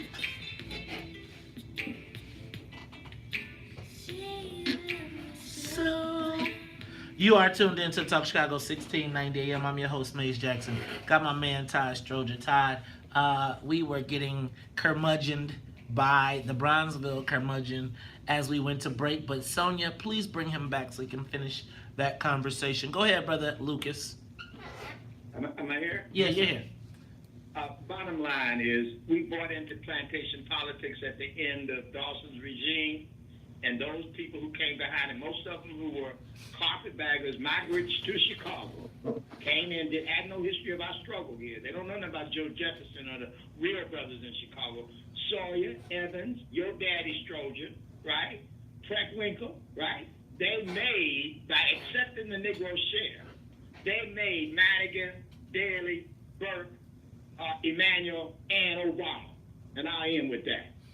Okay, Harold. See, this is what I see. This reminds me of why the West Siders were always so upset.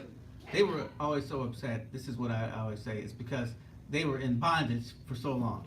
They did not have enough. They couldn't fight the white committeemen. So the white committeemen ran their ward even after they moved out.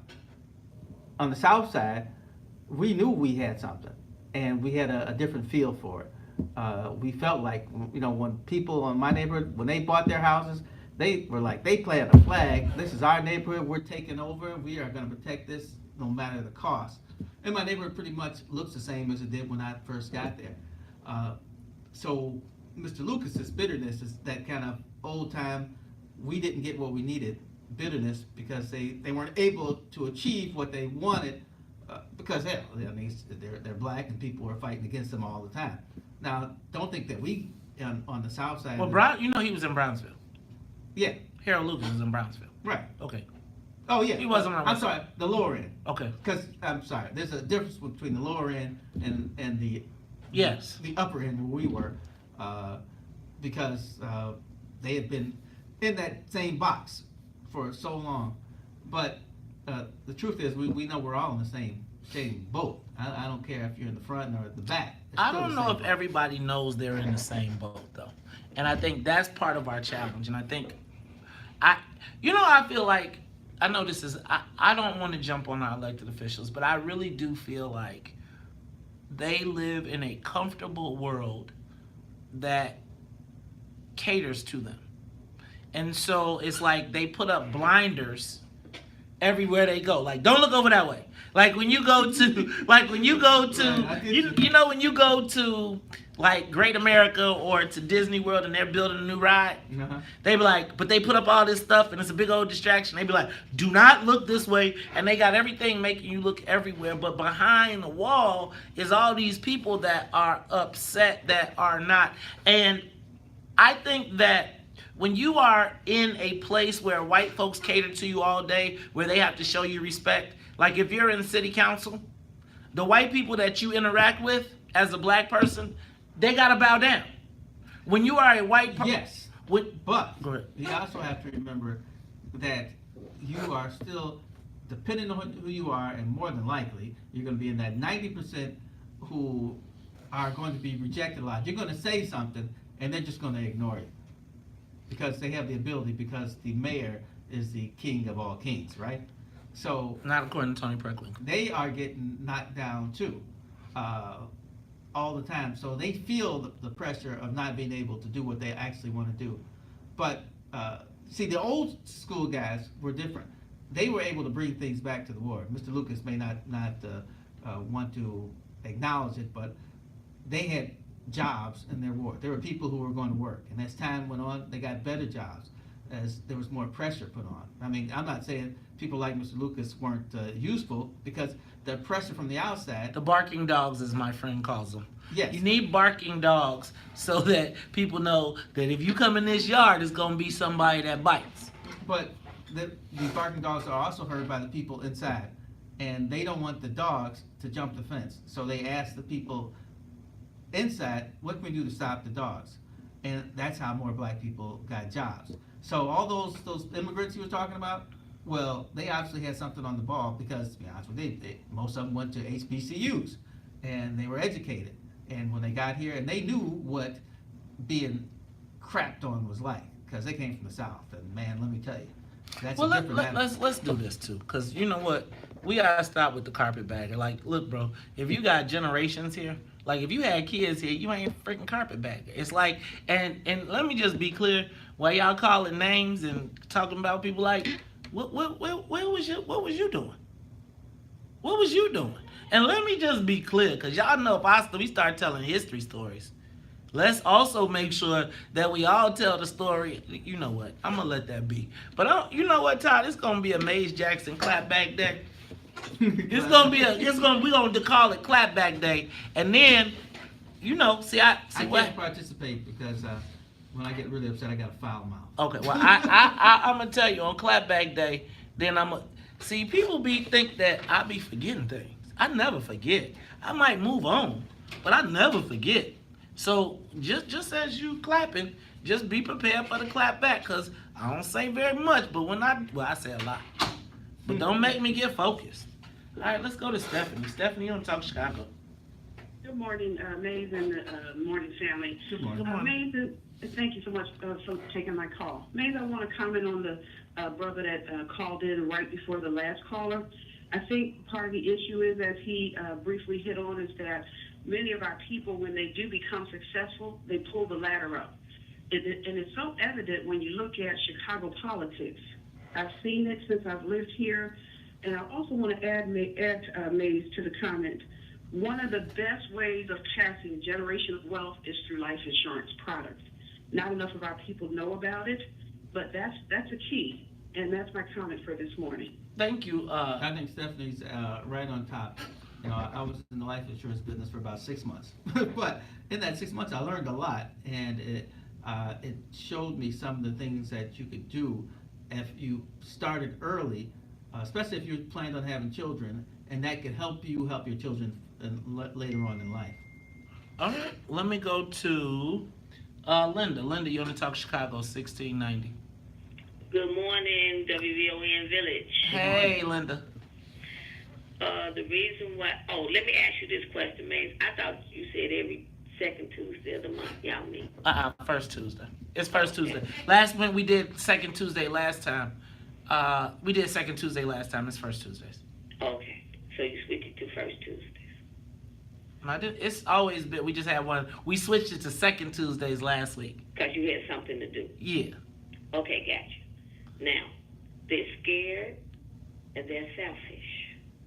That's why you don't see as many as you do. Because they figure, like you said, once I made it, the heck with everybody else. And another thing a lot of black successful people should do too is take somebody that's standing there with them in the trenches, whether it be family member or worker. If they standing in the trenches with you, doing the good and the bad times with your business, look at that person and say, look, come on, you need to know this. And it really don't have to be a family member sometimes. It could be that person that you know, that's sitting there as a supervisor, or that person that you just hired, and they got something that you can cling on to and they can cling on to you with, and y'all gonna see that business through. Why not leave that person the business instead of a family member? We don't look at it that way. We say, oh, that's my family, I'm gonna leave it to them. They don't know nothing about your business. Like that other person who was standing there in the trenches with you every day, making sure you balance the budget and get paid on time. I'm going to tell you, I think that's a good idea, Linda. I think the challenge is how many people got businesses that they can leave behind to somebody that are sustainable. Let's go to Eugene. I know a few, and unfortunately, a lot of kids aren't interested in taking over the business. Right. A lot of times the children aren't. But I also think that, and what happens is, so when the children aren't, and then, we don't have the marketplace. Linda was saying, then you look for somebody on the outside who doesn't really know your business, and they get it, and it just kind of crumbles. Or you got like what you see with, like on 87th Street, you have people from other races who recognize the profitability of our community, and they realize that they don't have to put as much in to reap the profits, so they start buying up those businesses, they buy up those car washes, they buy up those things that were once ours, Right. and then we look up and you see that all those corner grocery stores that used to be black owned are now Arab. You look at the nail and beauty supply shops that, you know, we used to go to, and now they are owned by someone from a different race. It's like, again, what does black success look like? I'm going to tell you that black success in a lot of people's minds looks like a rap video, as compared to a successful, grinding black person. The Millionaire Next Door is a perfect example of that. Right, if you've ever read the book The Millionaire Next Door, like, it talks about people who own flower shops, people who own dry cleaning businesses that are millionaires quietly living right next door to you, and they have their businesses that are generating, but you look at them and be like, oh, now I want to be. Who, I mean, you know, you could make $1 million. I bet you that if you drive down mostly any block in the city of Chicago where there's a business that's been there more than 5 years, I bet you that, and it's not owned by black people, they ain't there because they not making no money. Right? They not there. It's a reason that the Arabs come to our community to sell clothes, goods, and everybody comes to us. We buy. We buy. But what does black success look like to you? I think for a lot of people it looks like a pair of gym shoes on the weekend, or they can go ball out by a table at the bar, or they can go on vacation once a year and post selfies. But really, what does black success look like? Y'all, I don't see a lot of examples of it here in Chicago. It's Talk Chicago 1690. We'll be back. May is Health Awareness Month.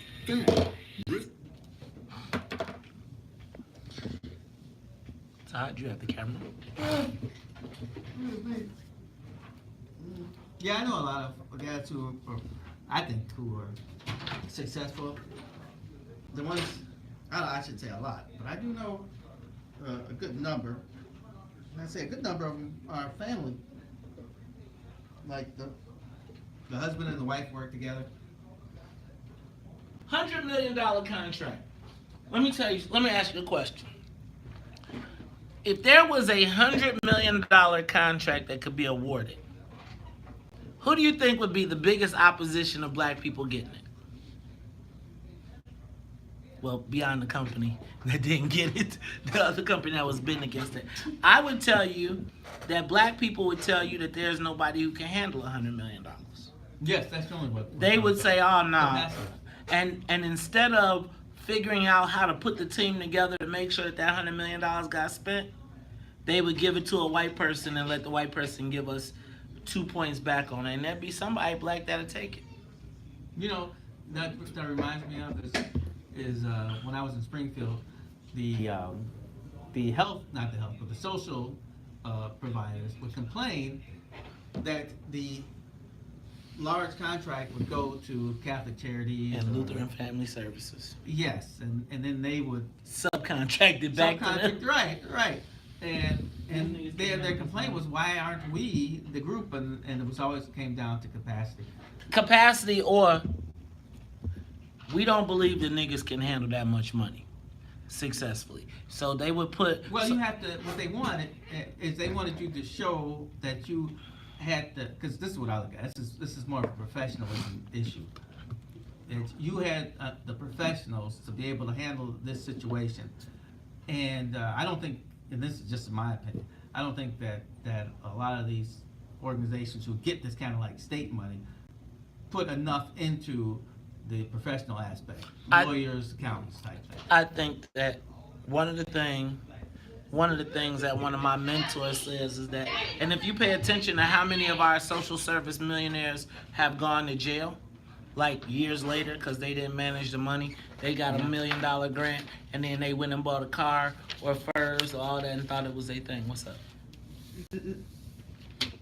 How about a little twist in this? I know a gentleman who worked for a company, big company.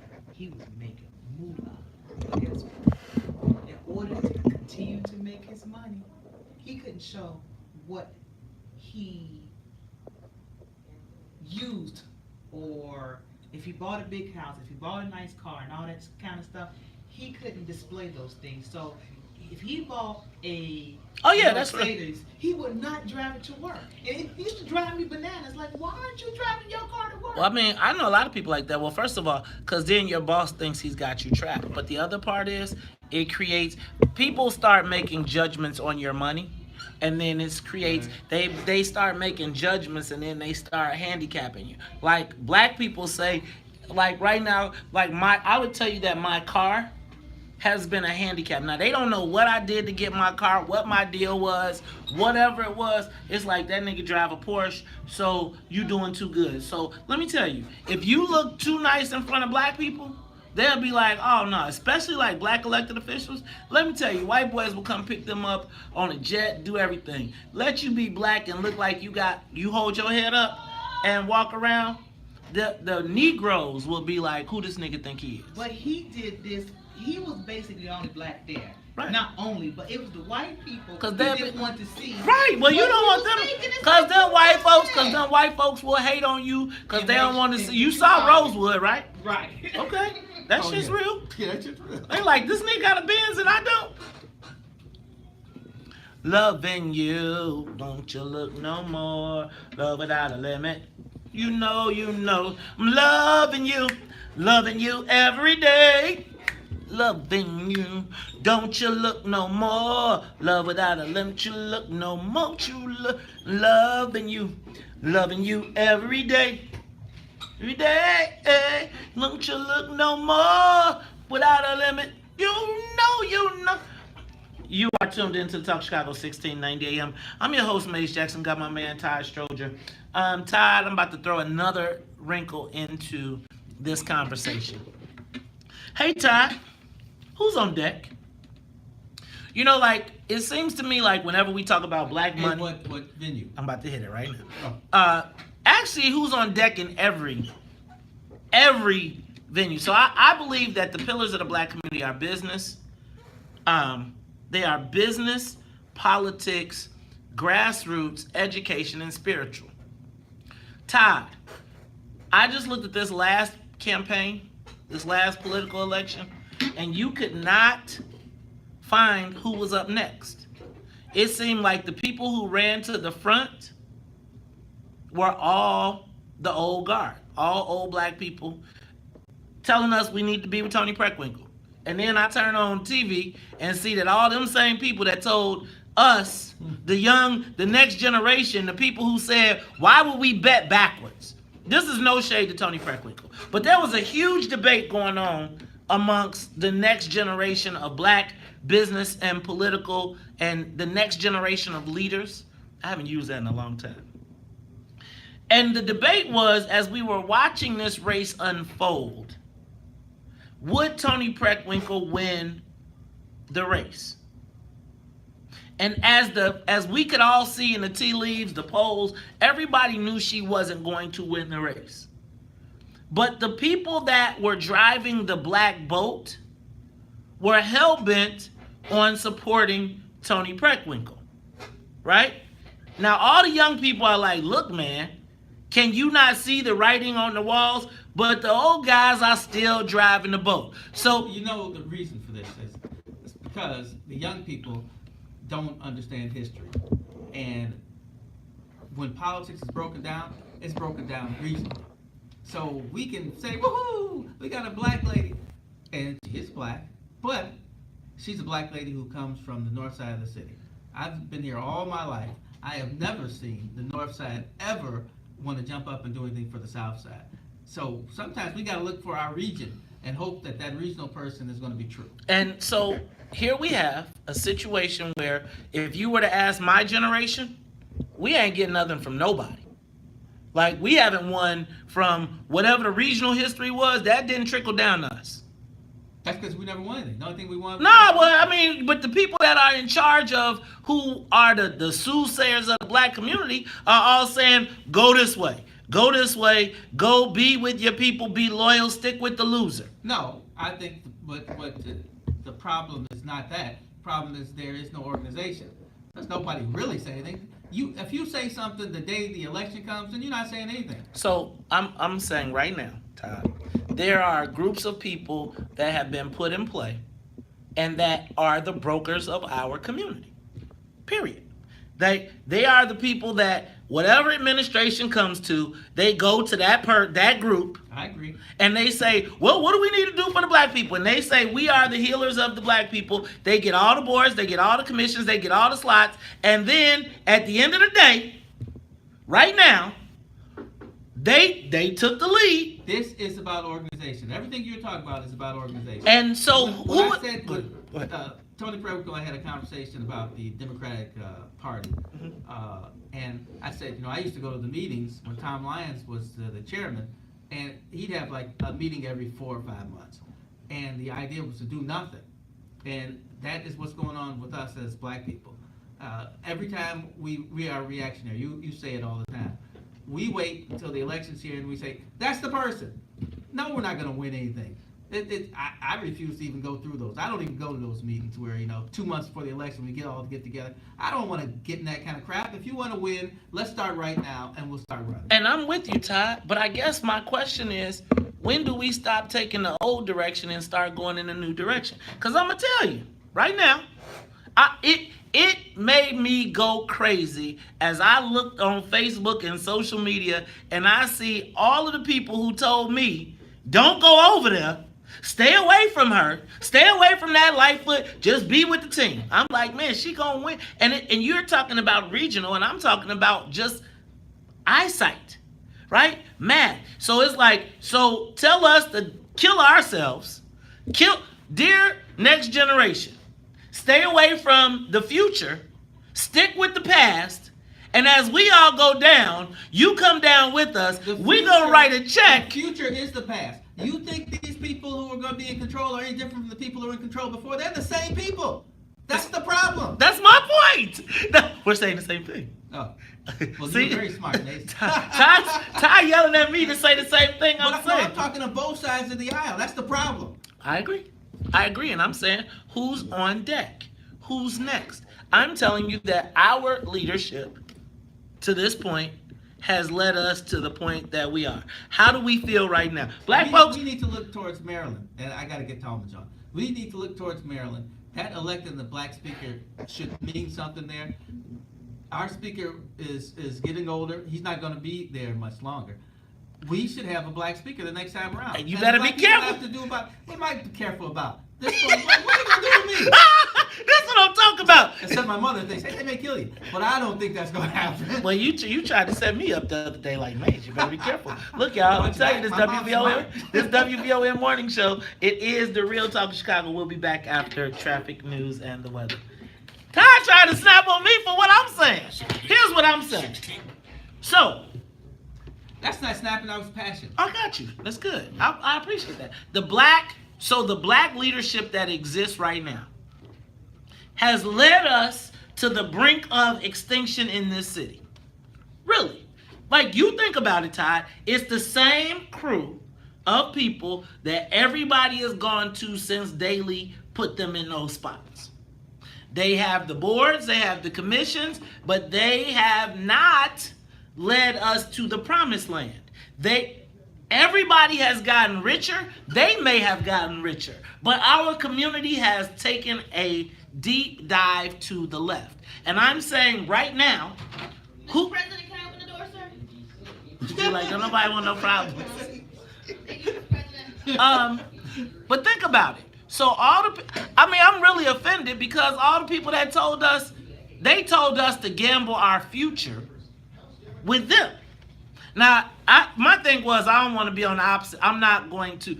I had some people that I cared about significantly that put a lot in. So my answer was, I'm not going to burn your money up, but I'm just telling you, your candidate's going to lose.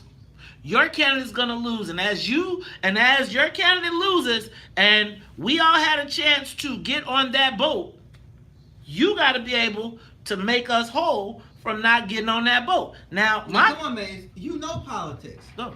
By the time you get on that boat, They got the helmsman, they got the oarsman, they got the navigator. But here's the thing. You are a passenger at this point. I take being a passenger than swimming. Because right now we in the water swimming. Yeah, but you're in a dinghy. I'm not. I'm straight. But I'm saying I didn't mean you. This is metaphorically. Yeah, but they left a lot of people swimming. Now, here's the thing. When you have an infinite amount of money, and it don't make a difference who the mayor is to you, because even if they cut you off, you straight, and your next generation straight, it's like they're playing with our future. They're gambling our future with their now. And I'm saying that it's time to, look, we listen to all these people that told us that we need to, first of all, we knew damn well it wasn't finna be no black uprising to come save Toni Preckwinkle. She wasn't that type of candidate. We wasn't. And so now we get on and we start waving flags, and instead of being judicious and saying, you know what, if you're gonna vote, please support her, but we're going to support, we're not going to work against her, but you got people calling you out if you ain't supporting her. You an Uncle Tom. And it's like, she ain't never, y'all act like she did something. I'm not tripping. Like, now she trying to come back around. But we weren't even smart enough to say, half of y'all going to be passengers on the boat, so at least when you there, you can buy some tickets. And maybe you can save some more people. So, no, I don't think that Lori Lightfoot was the savior, but I'm saying neither one of them was the black candidate. So now knowing that neither one of them is the black candidate, why are we passionate about anybody? If none of our candidates made it, I say, hey, bro, 50% of y'all go over there and do y'all thing. We good. It don't make a difference because I'm not mad at you over Toni Preckwinkle. I'm not going to be mad at you over Lori Lightfoot because neither one of them give a fuck about you. So because now the premise is our old guard has to prove to somebody their value. And what happened was on election day, they proved that they really don't run our community. They couldn't get her Hitler numbers. Really, 27%. And so what they essentially did was handicap a lot of people's future with an old candidate who we don't know we gonna get something from somebody who is like, okay, I'm gonna take. So what we did was essentially let Willie Wilson be the supreme broker of the black experience with Lori Lightfoot, and then he came in and said he for all people. That's what we did. Yeah, but I don't think you're not gonna get another person in that camp like that. I don't care what you think after that. I'm not trying to get him. I'm not saying climbing. Willie Wilson was the only person who was gonna get in the camp and be able to say, I'm gonna be able to do things. I disagree. I think that right after the primary, when she didn't expect to win, they opened up the doors and was like, who wants to help? Because, whoa, we're here now. The doors were open. Now, I'm not saying that, Todd, I'm saying that I don't expect to be the chief of, but you think we couldn't have got some lobbying work? You don't think we could have been like, yeah, we couldn't have had the meeting and had the perception, take the picture and be like, yo, and then you go work it? Yeah, that's how it works. That's why takes pictures of the state's attorneys and the attorney generals and mails them out to his clients. The attorney general don't got to say nothing. It's the perception. And so what we did was we allowed the perception, and it's like they purported to control the black community when they ain't talked to the black community in how long? When was the last time? Besides H, name the black people that come down off their perch and talk to average black people. Like really. Like if they ain't got to talk to an average black person, name in our business elite, name the people that we them niggas to them. We are them niggas over there to them. I don't know. The Rands do things with regular people. Right, they give away Larry Huggins. But so Larry Huggins is our biggest black contractor. How many businesses has he created from Right Way Construction? How many black subs are working because of Larry Huggins? How many, if he's a prime, how many black subcontractors? And there's no shade. I just want the answer. right? I can't answer. I just want the answer. So it's just like we got all these new construction companies that are coming up that are getting the black business, and now they in the space, but how many black subcontractors are they bringing along? I'm looking at all these activists that got contracts with Sterling Bay and with Related Midwest. The only person I know that's hiring brothers out of that is Bob Israel. I see the evidence. But I saw the rest of them dudes at the testifying for the developers. I don't see no massive movement of work amongst the returning citizens. So if you telling me, if I see the biggest advocates for the returning citizens standing up next to Sterling Bay and Related Midwest, then God damn it, I better see all the guys better be working.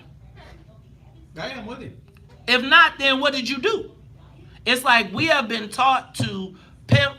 We have been taught the pimp game at every level, and we continue to be victims of it. And even the people, and what they do is the barking dogs, they pick the barking dogs, they pay the barking dogs on some BS, and then the barking dogs are selectively barking. Selectively barking, and they bark at black people more than they'll bark at white folks. Right. Come on, man. Y'all be freaking lollipops. Do you understand the world?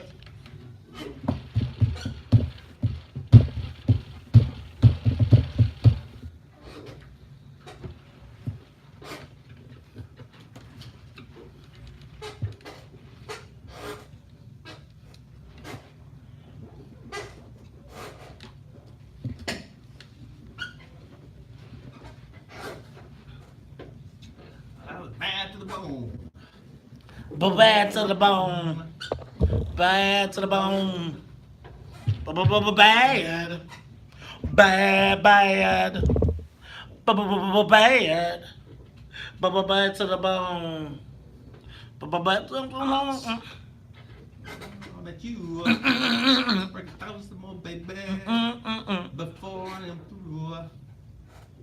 Only 20, baby. Yours and yours alone. I have honey.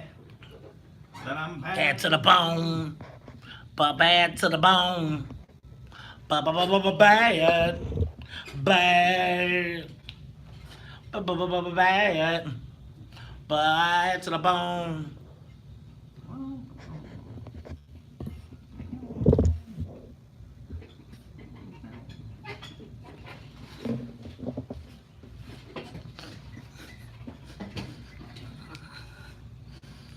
You are tuned into the Top of Chicago, 1690 AM. I'm your host, Maze Jackson. Got my man, Ty Stroger, in the building. Ty, we are bad. See, that's bad to the bone. That's college and early MTV. Now, I'm going to tell you, that is Sonya channeling you, because you almost snapped on me.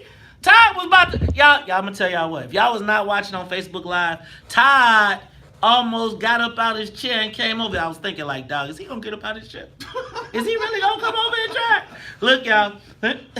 If I were president, hey y'all, this is the WVON Morning Show. Let me say what's up to the WVON Morning Show team. What's up to Annette Flournoy in the newsroom, as well as Miss Sonia Escobar and Miss Sonia Tompkins, super producer. Hey y'all, it is the WVON Morning Show. Can I remind you all very quick? Well, I don't even want to remind you quickly.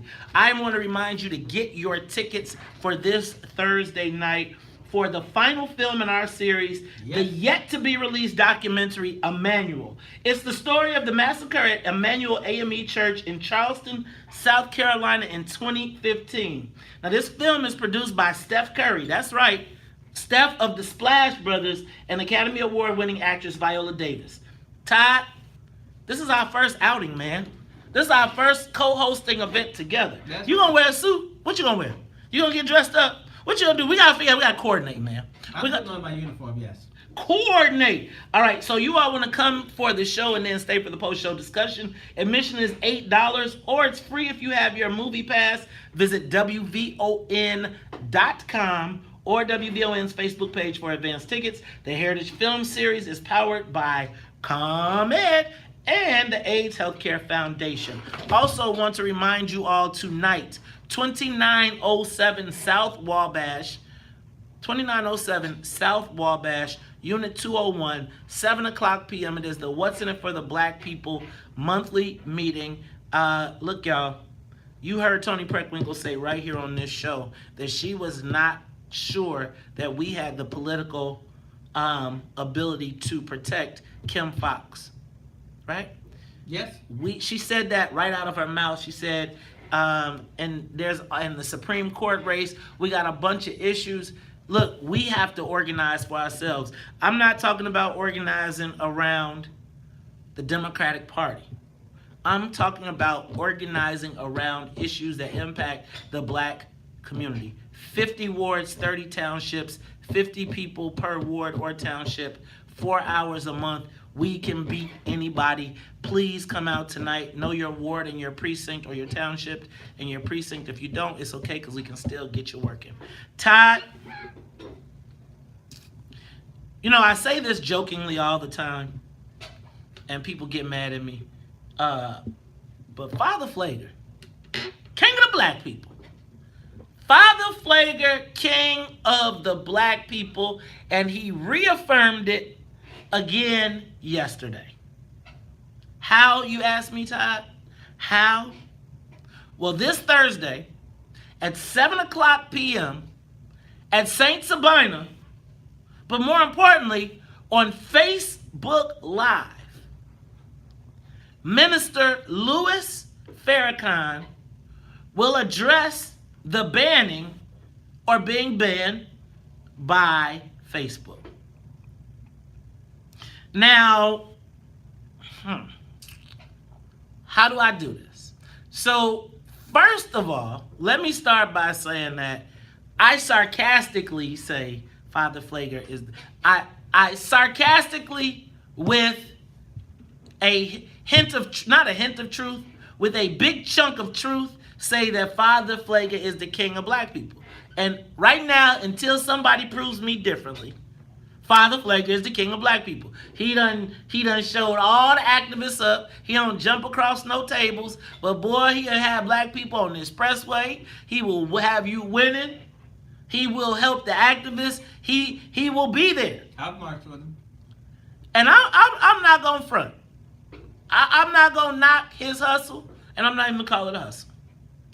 And then I'm going to say that when our own Minister Louis Farrakhan, and you know, while he is the minister of the Nation of Islam, I call him our own, because I think that regardless of what Minister Farrakhan says, black folks ain't backing off. Well, most black folks ain't backing off. But oddly silent during this time of trial and tribulation are black leaders from around the country.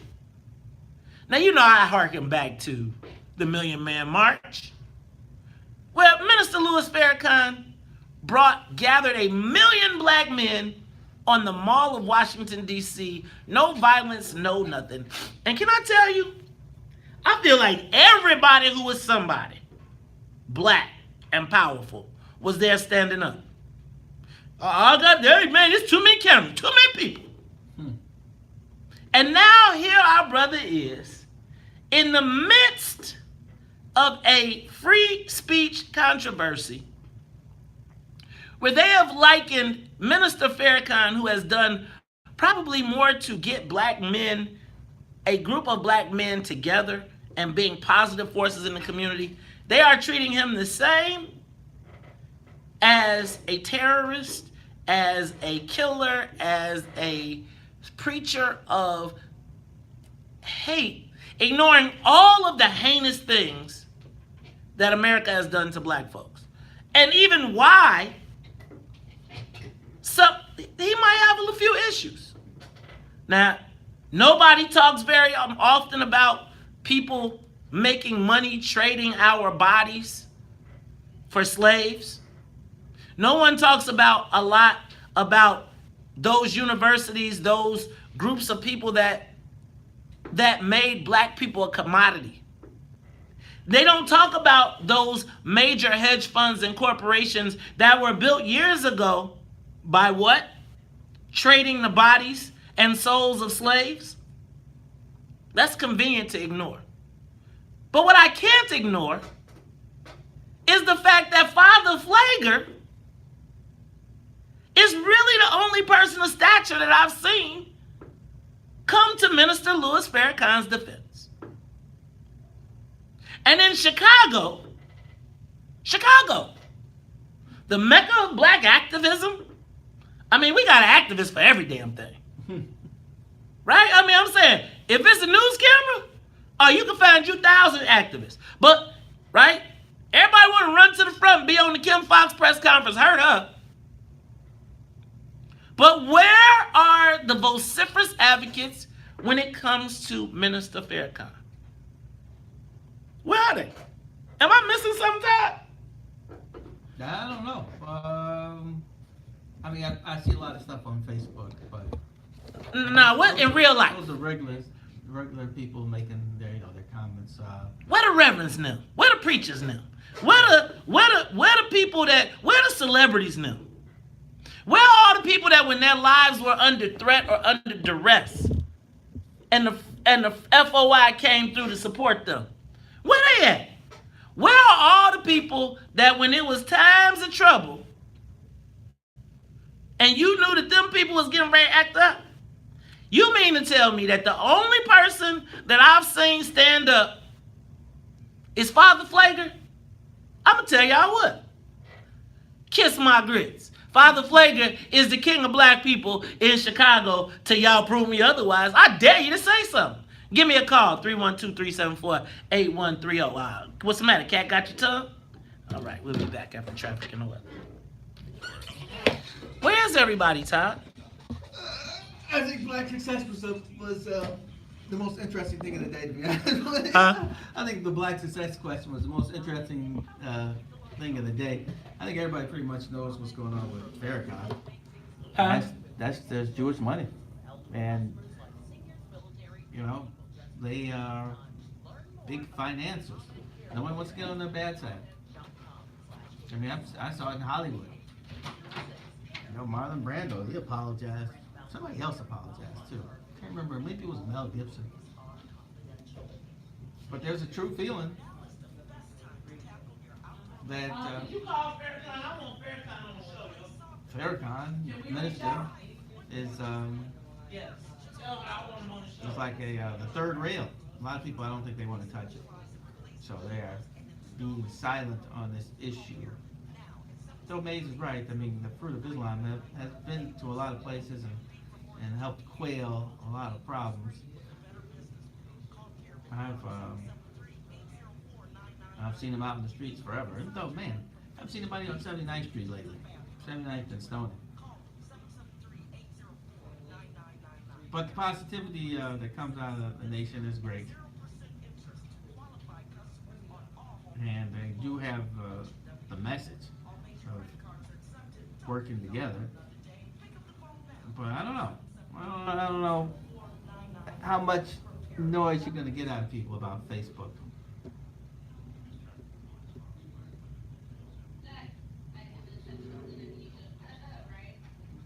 Excuse me. I have seen some activists on Facebook talk about it. But I'm not even sure, unless they threw a large press conference, a lot of people, if they'd even get any real action out in the streets. Those activists generally go to things and speak on them. They don't usually create the scenery for the press to come to.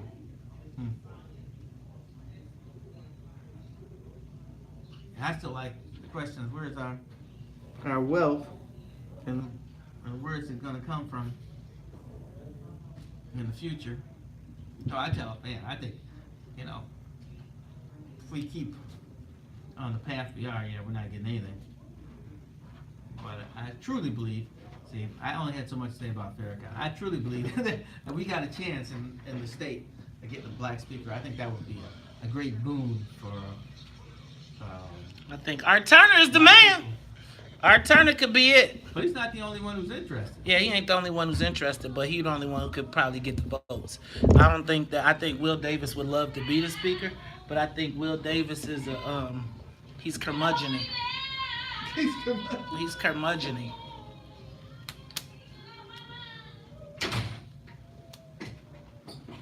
And, so the president isn't getting any younger either. I think in the next 4 years it may be changed in both seats. Yeah, I think what's crazy is, think about the black people that would be in line to become the leader or the speaker would probably be the same people that killed Claiborne? So think about Lightford would probably be the senior person in place. She's in leadership. Right. Like that would probably have the stick to do it. I think Tony Munoz wants it too. But I can see that. Lightford would be the person, but think about how ironic it would be considering that her and Ricky stopped Claiborne from being it. And man, don't let Emil Jones start telling you the stories, because if he tell you the stories, boy, you be around this mug like.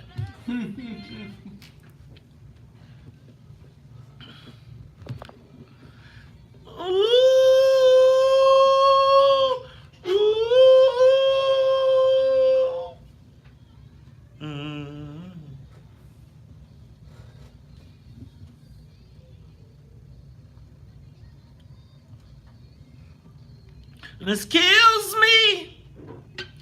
So much I really love you. Somebody wanna ooh. So much I wanna ooh. You are tuned in to the Top of Chicago, 1690 AM. I'm your host, Maze Jackson. Got my man Todd Stroger here. And Todd,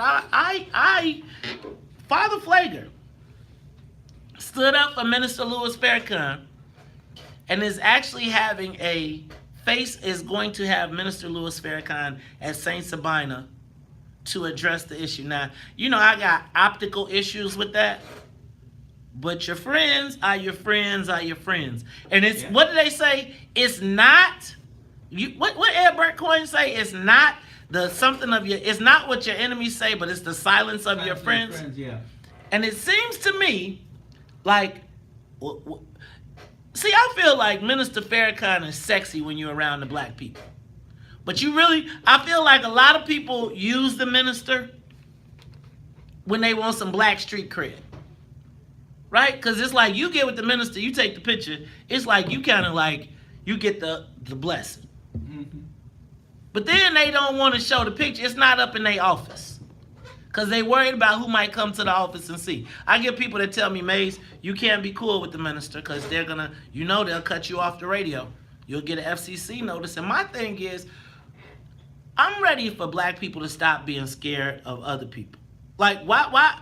Part of the appeal, I think, of Minister Farrakhan is, and I don't agree 100% with everything he says. I don't know about Yakub and all the spaceship and stuff like that, right? I'm not, but teach them. But that why that doesn't bother me? Because the Bible talks about dragons, so. So my question is though, why is everybody so quiet? See, I feel like Minister Farrakhan's space in our universe is everybody got to be scared of white people.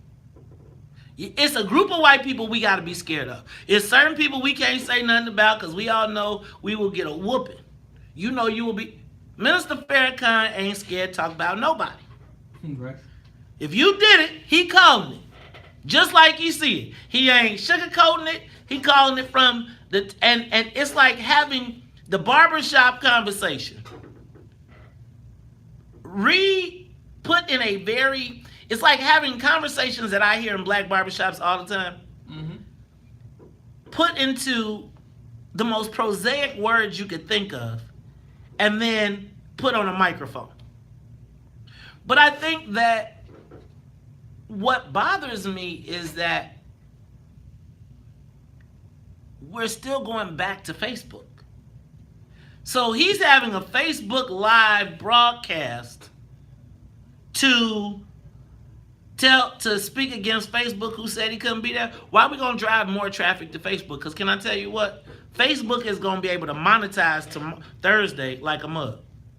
Yeah, that's probably right. Right? I'm saying, like, so you got all the black people on the thing, and you know how we gonna do? We gonna share it. So now Facebook's engagement in the black community gonna be like off the chain. They're gonna be like, what other Negro can we ban? How can we get numbers like this? And then as we leave and go to somewhere else, guess what they're gonna do? Oh, we done got the Negroes to go over there. Let's go buy that. So I'm wondering, like, where's our platform? Cause yeah, I know everybody thinks it's super cool to say that we just gonna walk off of Facebook. But can I tell y'all what?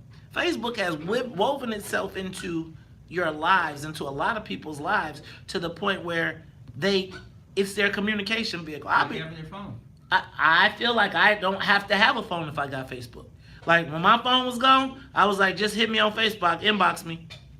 Right. Imagine though, if an individual could say at ComEd, because I feel like Facebook is becoming a utility.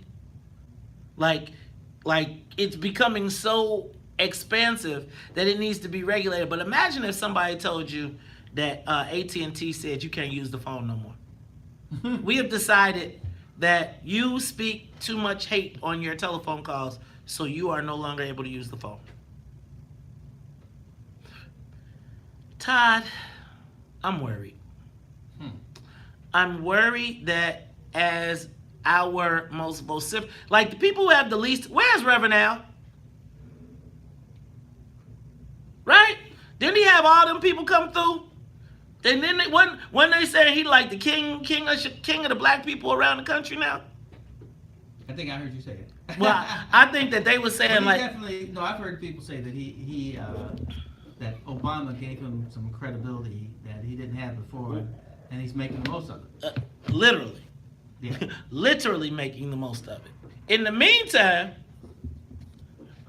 Reverend the Minister Louis Farrakhan, the organizer of the Million Man March, Todd, why? It pains me. It really pains me to know that of all the monstrous black churches, of all the ecumenical superheroes that we have in Chicago, it pains me to know that when J.B. Pritzker called a press conference, it was Negro preachers lined up. You couldn't beat them back with a stick. It bothers me that when the white guy is under assault for attacking us, we are the first people to jump to the white person's defense, but who is defending the minister? You know what? You might say, I don't agree with everything, but y'all can't take him. Y'all can't talk to him. We doing the Matador again. What's the cost? What's the penalty? What's the penalty when we're offended? You get offended, you Negroes mad? Log off, nigga. Log off. You offended us, we logging you off. Y'all can't who can black people log off? Who can black people say, that's it?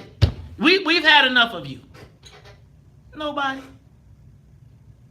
Meanwhile, y'all will go find the least offensive. Not tripping. I'm not tripping at all. Not at all. I'm just saying, how many people ran to them press conferences?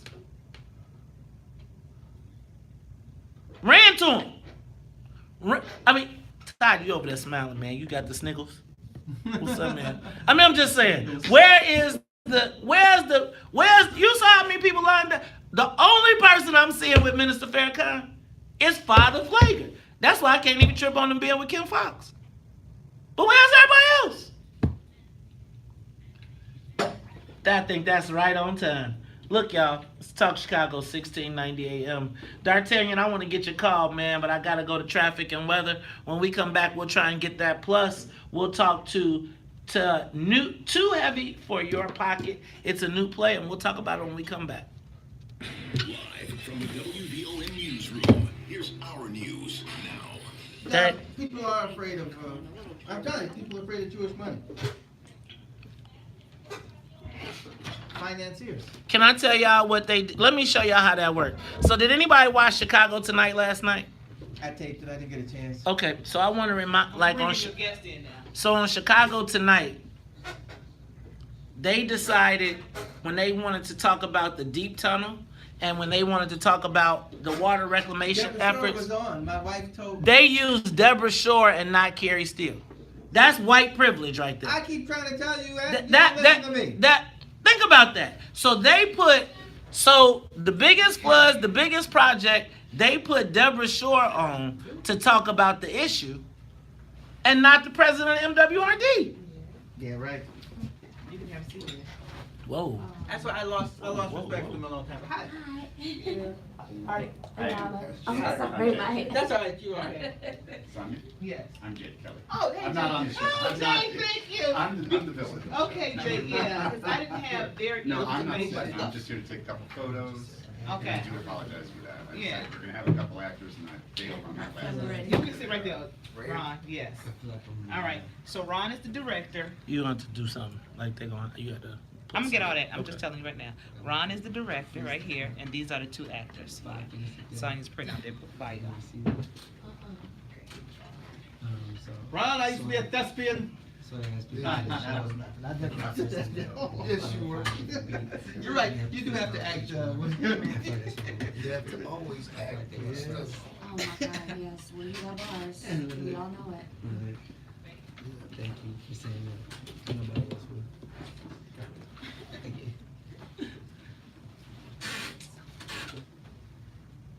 You wanna give me a smile? Really? I told you you look good. Okay, okay. You look cute. Is your photo ready? All right, hey, thanks. Hey, all right. You have to listen to our own voices. I hope not. I hope not. Cliff kind of retired. Kinda, semi. Yeah, yeah. I think he's doing Perry shows just as much as he is. Oh, really? I think since So he's filling that and stuff. I would say he did probably a week and a half this month, or last month. Okay. Yeah. So, You know what the theme was? The thing was camp, which is like The theme was what? can't be like Oh. supernatural, unnatural, like things You that got my are read? exaggerated and over the top. That's not why they all look like this. That was wonderful. what is that? What TV? This is the Met Gala. Yeah. Right, I remember the last time you told me. Yeah, so everybody looks like him Yeah. in some fashion. Okay. That's serious outfit. Isn't it? That's That what is I'm called. serious, yeah. You got zebra. Katy Perry wore a chandelier. So did you wanna do your She wore PR? I was just taking a Chandelier couple on her photos. head. I don't, you know, if I'm in the way, I can be out here. Yeah, so you can do, did you wanna do while they were talking? Maybe, if I could, if that's I don't know, cool. I don't know. I don't want to distract mine. Okay, well, I don't want to do anything to distract your host. I did, so we're good. Oh, you're good? Yeah. Okay, It's you a took the mark. different All right. I'll see you. Okay. What? The new studio. Oh, yeah, yeah, yeah. The old. Yeah, it is different. It is different. 83rd, or was it 83rd? 87 in Johnson. Yeah. And even different than that was 35th and Kedzie. Now that was different. TBP. That was really old school there. We fit black people. Listen. Child. What the fuck, black people? Like, I feel like there's. Hi, how's everybody today? Pretty good. How you doing? All right, all right.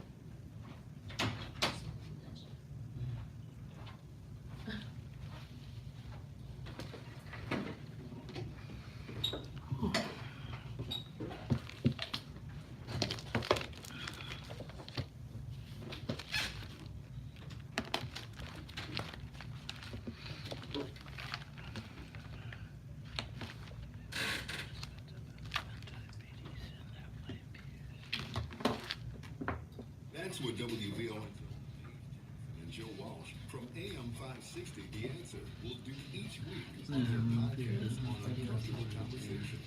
Check it out on WVON.com and catch Joe with Maze Thursday mornings at 8 a.m. right here on the Talk of Chicago, 1690 WVON.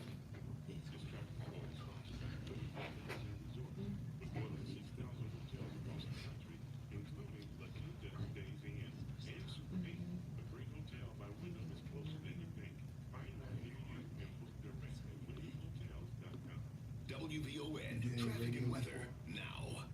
One time, Yeah. when I was in high school. Oh, you mean you were a DJ? No, I just was doing production.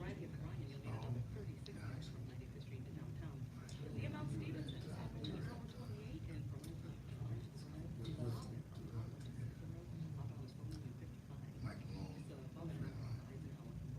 Kenneth Doherty.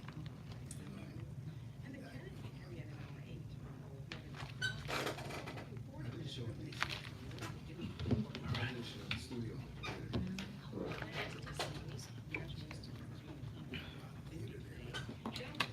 That's my glasses. I'd be lost without my glasses. I'm like now that my eyes, like I feel like one day I went to sleep and woke up and I couldn't see anymore. It's like I used to have my glasses because I was nearsighted. Now I'm like, Yeah. I can read it better this way. On the World Wide Web at Huh? When you get old, that happens. Yes, it does.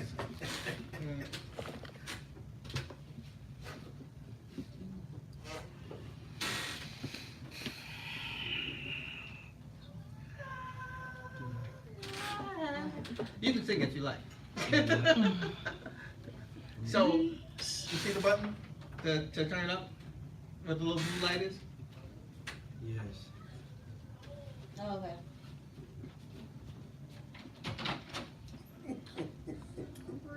I know it's early for y'all. Oh, my Early for me too. You hear the song?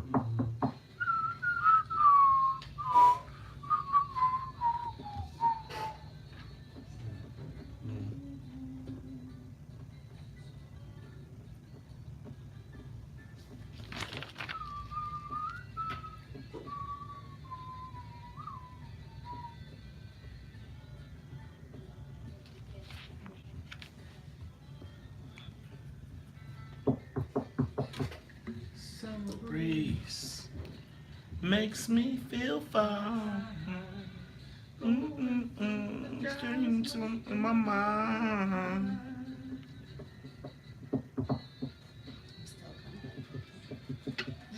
Summer breeze makes me feel fine.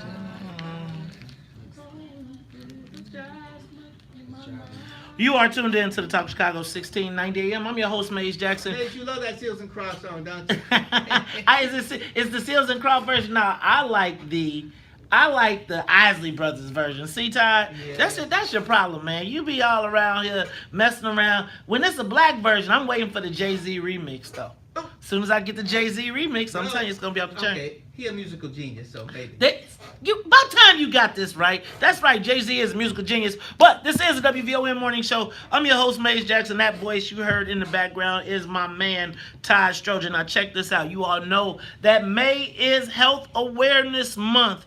And did you know that African Americans are at higher risk for developing diabetes than their white peers? Yes. I could have told you that. Now, advocate for healthier food choices in our schools, better stores in our neighborhoods, what I be telling y'all all the time, and organizations to keep our communities safe, and make sure that our children exercise 30 minutes daily. That means put down the joystick and go outside. Yes. Go outside. You know I be telling these kids, if you don't get your butt outside, That's right, the sun's coming. you know what? They don't like it. They want to watch them play them dang-on video games. All right, now, let me tell you what. This healthy tip is brought to you by Resurrection University. See what Res You can do for you. Start your career now at Resurrection University. Hey, y'all, it's the WVON Morning Show. Now, we were just talking about the Minister Louis Farrakhan and the lack of defense for him. But we are moving on because, you know what, y'all? We try to support the arts and entertainment here at the WVON Morning Show. I try to give y'all some culture. Try to make sure, you know, so all your taste ain't in your mouth. My mom used to say, boy, your taste is all in your mouth. And I'd be like, no. And then as I learned, then one day, you know what? I learned about the arts the first time. You know where? Where? With the yellow afros and the stacks and they was singing, ease on down the road. Dun, dun. It was The Wiz. I saw The Wiz with Stephanie Mills at the Blackstone Theater. And from that point on, I was like, these plays are off the chain. I got to check it out. Well, WVON family, as we continue to expand your mind and continue to provide opportunities, I felt that it was imperative that we talk to one of Chicago's premier directors, right? This guy has directed plays from all over the place. But you know, I was listening to you in the background, and you were talking about, don't you say you directed Hamlet, Othello? He said he was doing Shakespeare. No, I'm just joking. WVON family, welcome to the WVON Morning Show.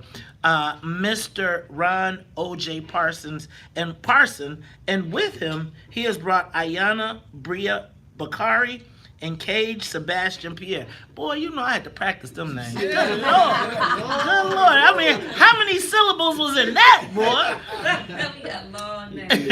But they're here to talk to us about a new play that is at the Timeline Theater Company. It is Too Heavy for Your Pocket. Too Heavy for Your Pocket. Now, I'm going to tell y'all, when I saw the name, I was like, are they talking about the money, the bag? What are they talking about? I know that grip they're talking about. So let me start by, first of all, welcoming you, director. So how do you do that? Like at church, you say pastor. At the what do I say? Director? Just say Ron. Ron. That's what I'm talking about. I can do that. So, Ron, talk to us about this new play that is at the Timeline Theater. Well, yeah, you know, it's called Too Heavy for Your Pocket. I know a lot of people say, well, what's the title mean? This, that. Ultimately, though, the play is about the Freedom Riders. Okay. It's a young brother who has the opportunity to go to college, Fisk University, and be the first in his family to do that, or to take that deep dive into the protest march with the Freedom Rides. If anybody knows about the Freedom Riders, these were the young people that rode the buses in the South to get rid of, to help get rid of discrimination on the buses and in the restrooms and all this. And my cousin Jerry Moore was one of the Freedom Riders, so when I heard about the play, it made me want to direct it. So that's basically what it's about in a nutshell. And it's funny because a lot of people have forgotten about the Freedom Riders and what they sacrificed. So we got this play, Too Heavy for Your Pocket, by Jeray Breon Holder, another healthy syllabic name, and these fine young actors to portray it. So we're putting it out there, and we're just trying to, get the community to see this story. Timeline. What we try to do there is do plays about history and tell stories that are relevant to today, even though they're historical, which this is, because this is still a struggle going on. I mean, we're still fighting for our rights. Man, we see it every day. You know what I'm saying? Yes. And that's what's happening. So, we brought Cage and Ayana on board to tell that story. All right, so... Ron, I think you're absolutely correct that for some odd reason our history hasn't been passed along well. They don't teach it anymore in schools. And we think, well, not we, but there's a large amount of the population who, when you say civil rights, the only thing they can say is Martin Luther King! Yeah. And they don't realize all the sacrifices that all these other people had to make while he was leading. I want to do you one better, right? Especially particularly, because I talk about this all the time, we don't see a lot of the eyes on the prizes anymore. When Black History Month comes, we don't see it. And I'm going to be honest with you, our younger generation is in a lot of cases naive to what is happening. And so even as we see all these things that are happening in the universe under this world that we live in right now, so many of our young people that are in the inner city don't really realize it, which is why these plays are so important. But y'all know me, I want to know the answer to the question, what's in it for the Black people? And then I come in and we turn around and we have not only a Black director of the play, but we also have 2 actors here today. So I'm going to ask both of you all, do me a favor, introduce yourself, and tell us what roles you play in the play. I will start, ladies first. Go ahead. I'm Ayana Bria Bakari, and I play the role of Evelyn Brandon, the wife of the young man, Bosie Brandon, who leaves to go fight for our civil rights. All right. Hey, how you doing? My name is Cage Sebastian Pierre, and I play Tony Carter, the best friend and one would say bosom buddy of our young freedom riders. So, you know what? So, let's talk about this right here, because I think one of the things that Ayan, I think is really interesting, and I'm wondering what you got as your insights in the play. You know, it's work being a freedom fighter, and it pays a toll on relationships. I personally, some of the choices that I've made here at the WVON morning show and choosing to fight for black self-interest is not always conducive to my personal relationship. Does this play talk about any of those dynamics? Oh my God. That's exactly what it's about. It's all about that. See how I did that right there? It's literally the Talk to the mic. ripple effect of how someone's absence affects the people you've left behind. And like, my character doesn't want him to leave, because then in the play you later find out that she's pregnant and she wants him to stay. And you know, all of us have our different reasons for whether we want him to leave or want him to go. But at the end of the day, we're all unraveling by his absence. You know what, y'all? Yeah. That sounds interesting. Oh, It looks man. like I gotta check out the play. definitely Now, gotta check before it I out. go, but we're gonna come back. I gotta go to traffic and weather. But you know what? I've never been to Timeline Theater. Where is it located? Timeline Theater is at 615 West Wellington, near the corner of Broadway. It's in a church. I can't remember the name of the church exactly, because I just go there as the theater. But it's right there on the corner. You can't miss it. A small theater. It's an intimate setting, and we need to get young black people in the theater. So we're gonna make that happen when we come back. Hey, it's the WVON Morning Show. I'm your host, Maze Jackson. We are talking to the cast of Too Heavy for Your Pocket. Right here, we'll be back after traffic and the weather. We should know the name of the church. Union City Church? Union City? I don't know. I didn't How y'all don't know the church? Y'all came up in here, y'all ain't got the address. It's 615 West Wellington. I just don't, you gotta give people a reference, because I don't know where Wellington and Broadway, that's what I say in Lakeview, that's true. You know what? Yeah. I feel like I go up there by my son's basketball. Is that by like 59? He plays 5917. It's a gym on 5900 North. Oh, really? Broadway. No, it's not that far north. Okay, yeah. It's it's near closer the- to Lincoln Park. Okay. Yeah. The Lincoln Park Zoo is right around. Yeah, right by The Lincoln Park Zoo. And the rich people make those. That means you can't get no parking. No, you can park in the Mariano stuff, just don't tell no one. God, see, you just told them. They have parking in a couple of lots there.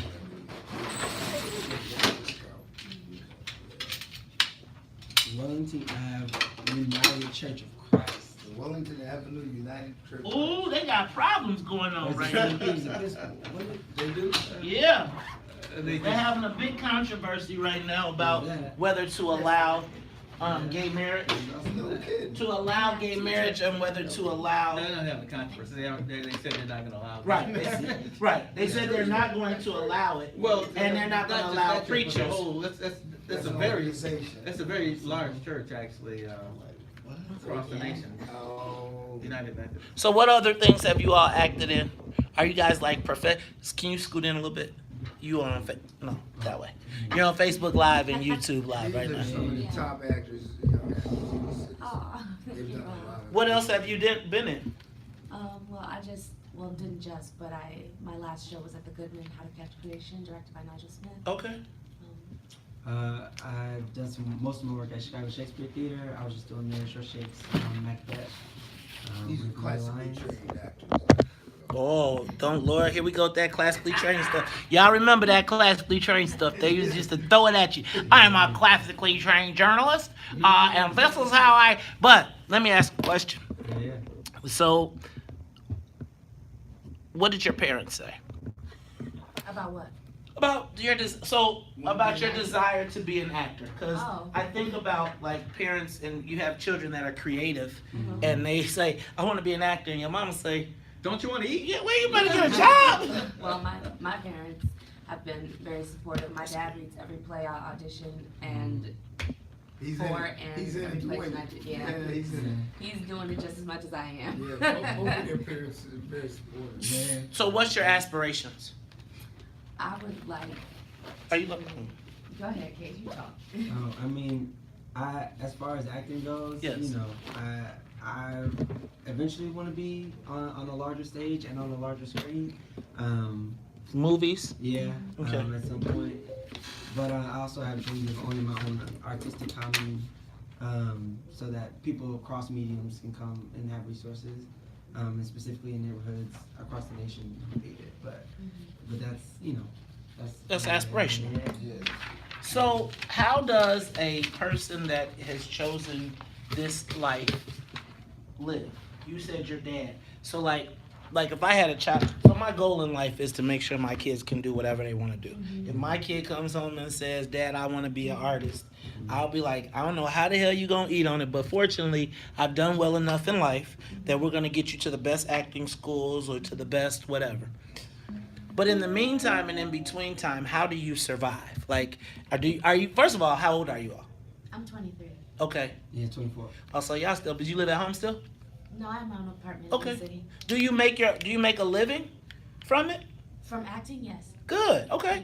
So please I don't. have a civilian job as well, but Okay. What's the civilian job? I work at a jewelry store downtown. What store? Alex and Ani. Boo! You gotta work at New York Jewelers. New York Jewelers is the best jewelry store downtown. What do you do, my brother? So right now I'm an actor full time, but when I'm not, I'm either like lifting, Ubering, or I like to work in like restaurants. I was gonna say restaurants is where it's at. So many people at the restaurants in my, like, if you work at like a good one, Gibson's, or like a good high end, and I feel like actors do good because they get into the mode and just be like, "Ah, hey, I'm service." I can't tell you how many servers that I've had that are in the business. They say because it gives me the flexibility, but I can also have cash all the time. What does, if you don't want to tell me, you don't have to. What does doing a play like this? How do you get paid? Every week. Excuse me, we are back though. Oh, are we back? Oh, I'm sorry. I didn't know. I unplugged my speaker, Doug.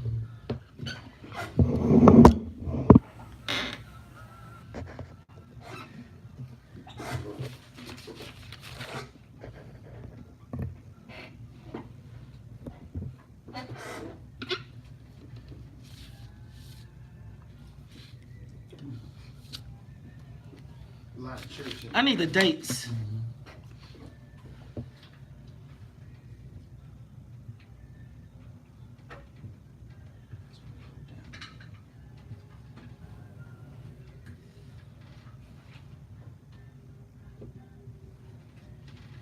Hallelujah. You are tuned into the Talk Chicago 1690 AM. I'm your host, Maze Jackson. Got my man Todd Stroger. But let me let you all know, Timeline Theater Company, they have actually it's not new because it came out April 24th, and the run will be from April 24th to June 29th at the Timeline Theater Company. That's located at 615 West Wellington Avenue, and the play is Too Heavy for Your Pocket. It's directed by Ron O.J. Parsons. You know, he got the double first name, Ron O.J. You know, I think the next time I see him, I'm going to be like, "My man Ron O.J." That's what I'm going to call you. That's what they call me. and then we've got Ayana Bria Bakari, as well as Cage Sebastian. I got all the syllables right. You all, tell me what are the key takeaways from this play, and why should people be there? Well, listening to that music, that is in play. That not that specific song, but it's about the church and the spirit and how that affects also this young man. And so the church is in the play wholeheartedly. But it deals with, like I said, the struggle, the protest, civil rights. That is not the Martin Luther King.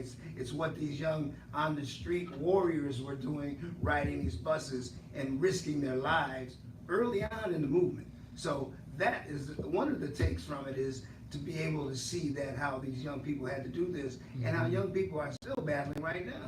That's who's on the front lines, of the young people. And so we got these young actors that are showing. Now, there it is. Now, you know what, so we was talking off break, and I got to do this because, I'm a dad, and I try to support my children in their endeavors. And as I try to support my children in their endeavors, I have a son that is breaking 5 feet, and he has decided that he is going to be the next Muggsy Bogues or Zach. Right? And I'm like, hey man, look, dog, I'm just letting you know the odds of becoming a successful basketball player are limited, but I want to give you other options. But as his father, I want to be supportive of whatever his dreams are. I can't imagine what a parent thinks when their kids come home and say, I've decided that I want to be an actor or an actress professionally. Now, my practical side of me says, how you gonna get a job? How you gonna feed your family? Talk to me about what role your parents, both of you as actors, what role your parents have played in your success now? As for me, my mom was the person pulling me out of bed to make sure that I was writing scholarship essays. Okay. Everybody, boy, you better get back in there, write that essay, get that scholarship so you can go to school, because going to school for acting is definitely funding and everything, but it's difficult. So the first thing is my mom got me into a school with a good program. Okay. And second, my dad calls me all the time. Hey son, how your auditions going? Bought me clothes for auditions. You gotta look nice for your auditions. But yeah, and they check up on me. All right. What about you? I've been performing since I was 3 years old, so they knew what was up. You know, they knew. My parents have supported me in every endeavor my entire life, and my father reads every script that I ever get emailed to me. He advises me on the shows I should and should. He's very invested in my career. So he's also an entertainment agent himself. So he's around it already. I mean, you might have to introduce me. But so you all tell me, and just really quickly, because we also oftentimes hear about the worst of our young people. And I'm looking, y'all, I'm just letting y'all know, if you're not watching on Facebook Live or YouTube, Ryan, you cool, man. Mm-hmm. You cool. But when I see these bright, shiny faces of young people who are our next generation, who are actually doing it, it's like I gotta highlight it. Tell me really quickly, what is one sentence, what's your key learning? What is the one thing you would tell a young person that's listening right now if they want to be successful? Trust your instincts. Boom. Go ahead. Don't go in, do the whole thing. Don't halfway, whole thing. Boom. All right. Ryan, I'm going to give you the opportunity to close. Please give us a pitch on why everybody should come check out this play. Well, I think more black people need to see this play. Not to say that the white people don't need to see it, but we need to give people of the youth need to see this play to learn, be educated and entertained at the same time. It's a rousing time. It's got humor. It's got love. It's got passion. All of that is in this play. Hey, y'all. Now, make sure you check it out. That's right. It is Too Heavy for Your Pocket. It's directed by Ron O.J. Parsons. It will be playing at the Timeline Theater April 24th through June 29th. I want to thank Ayana Bria Bakari, as well as Cage Sebastian Pierre. Man, y'all got some long names. Look, for the WVON Morning Show, I am the host. But for Annette Flournoy in the newsroom, for the Wonder Twins, Sonia Escobar and Sonia Tompkins, for my co-host and my homeboy, Todd Stroger, I am the host of the WVON Morning Show, and y'all know how I do. If you don't like it, you can still tell them. May said, we out of here. Peace. All right. Thank you, guys. I hope you guys had a good time. Thank you, we did. Good. Now, y'all gonna have to take a picture with me so that when y'all famous, extra famous, I'm gonna be like, I had them on my show this one time. And really, I'm gonna be like, I'm gonna tell people, I gave them their star, y'all. I gave them their star. Hey, maybe we get a photo with you and Todd? Sure. Yes. Everybody? All right, y'all.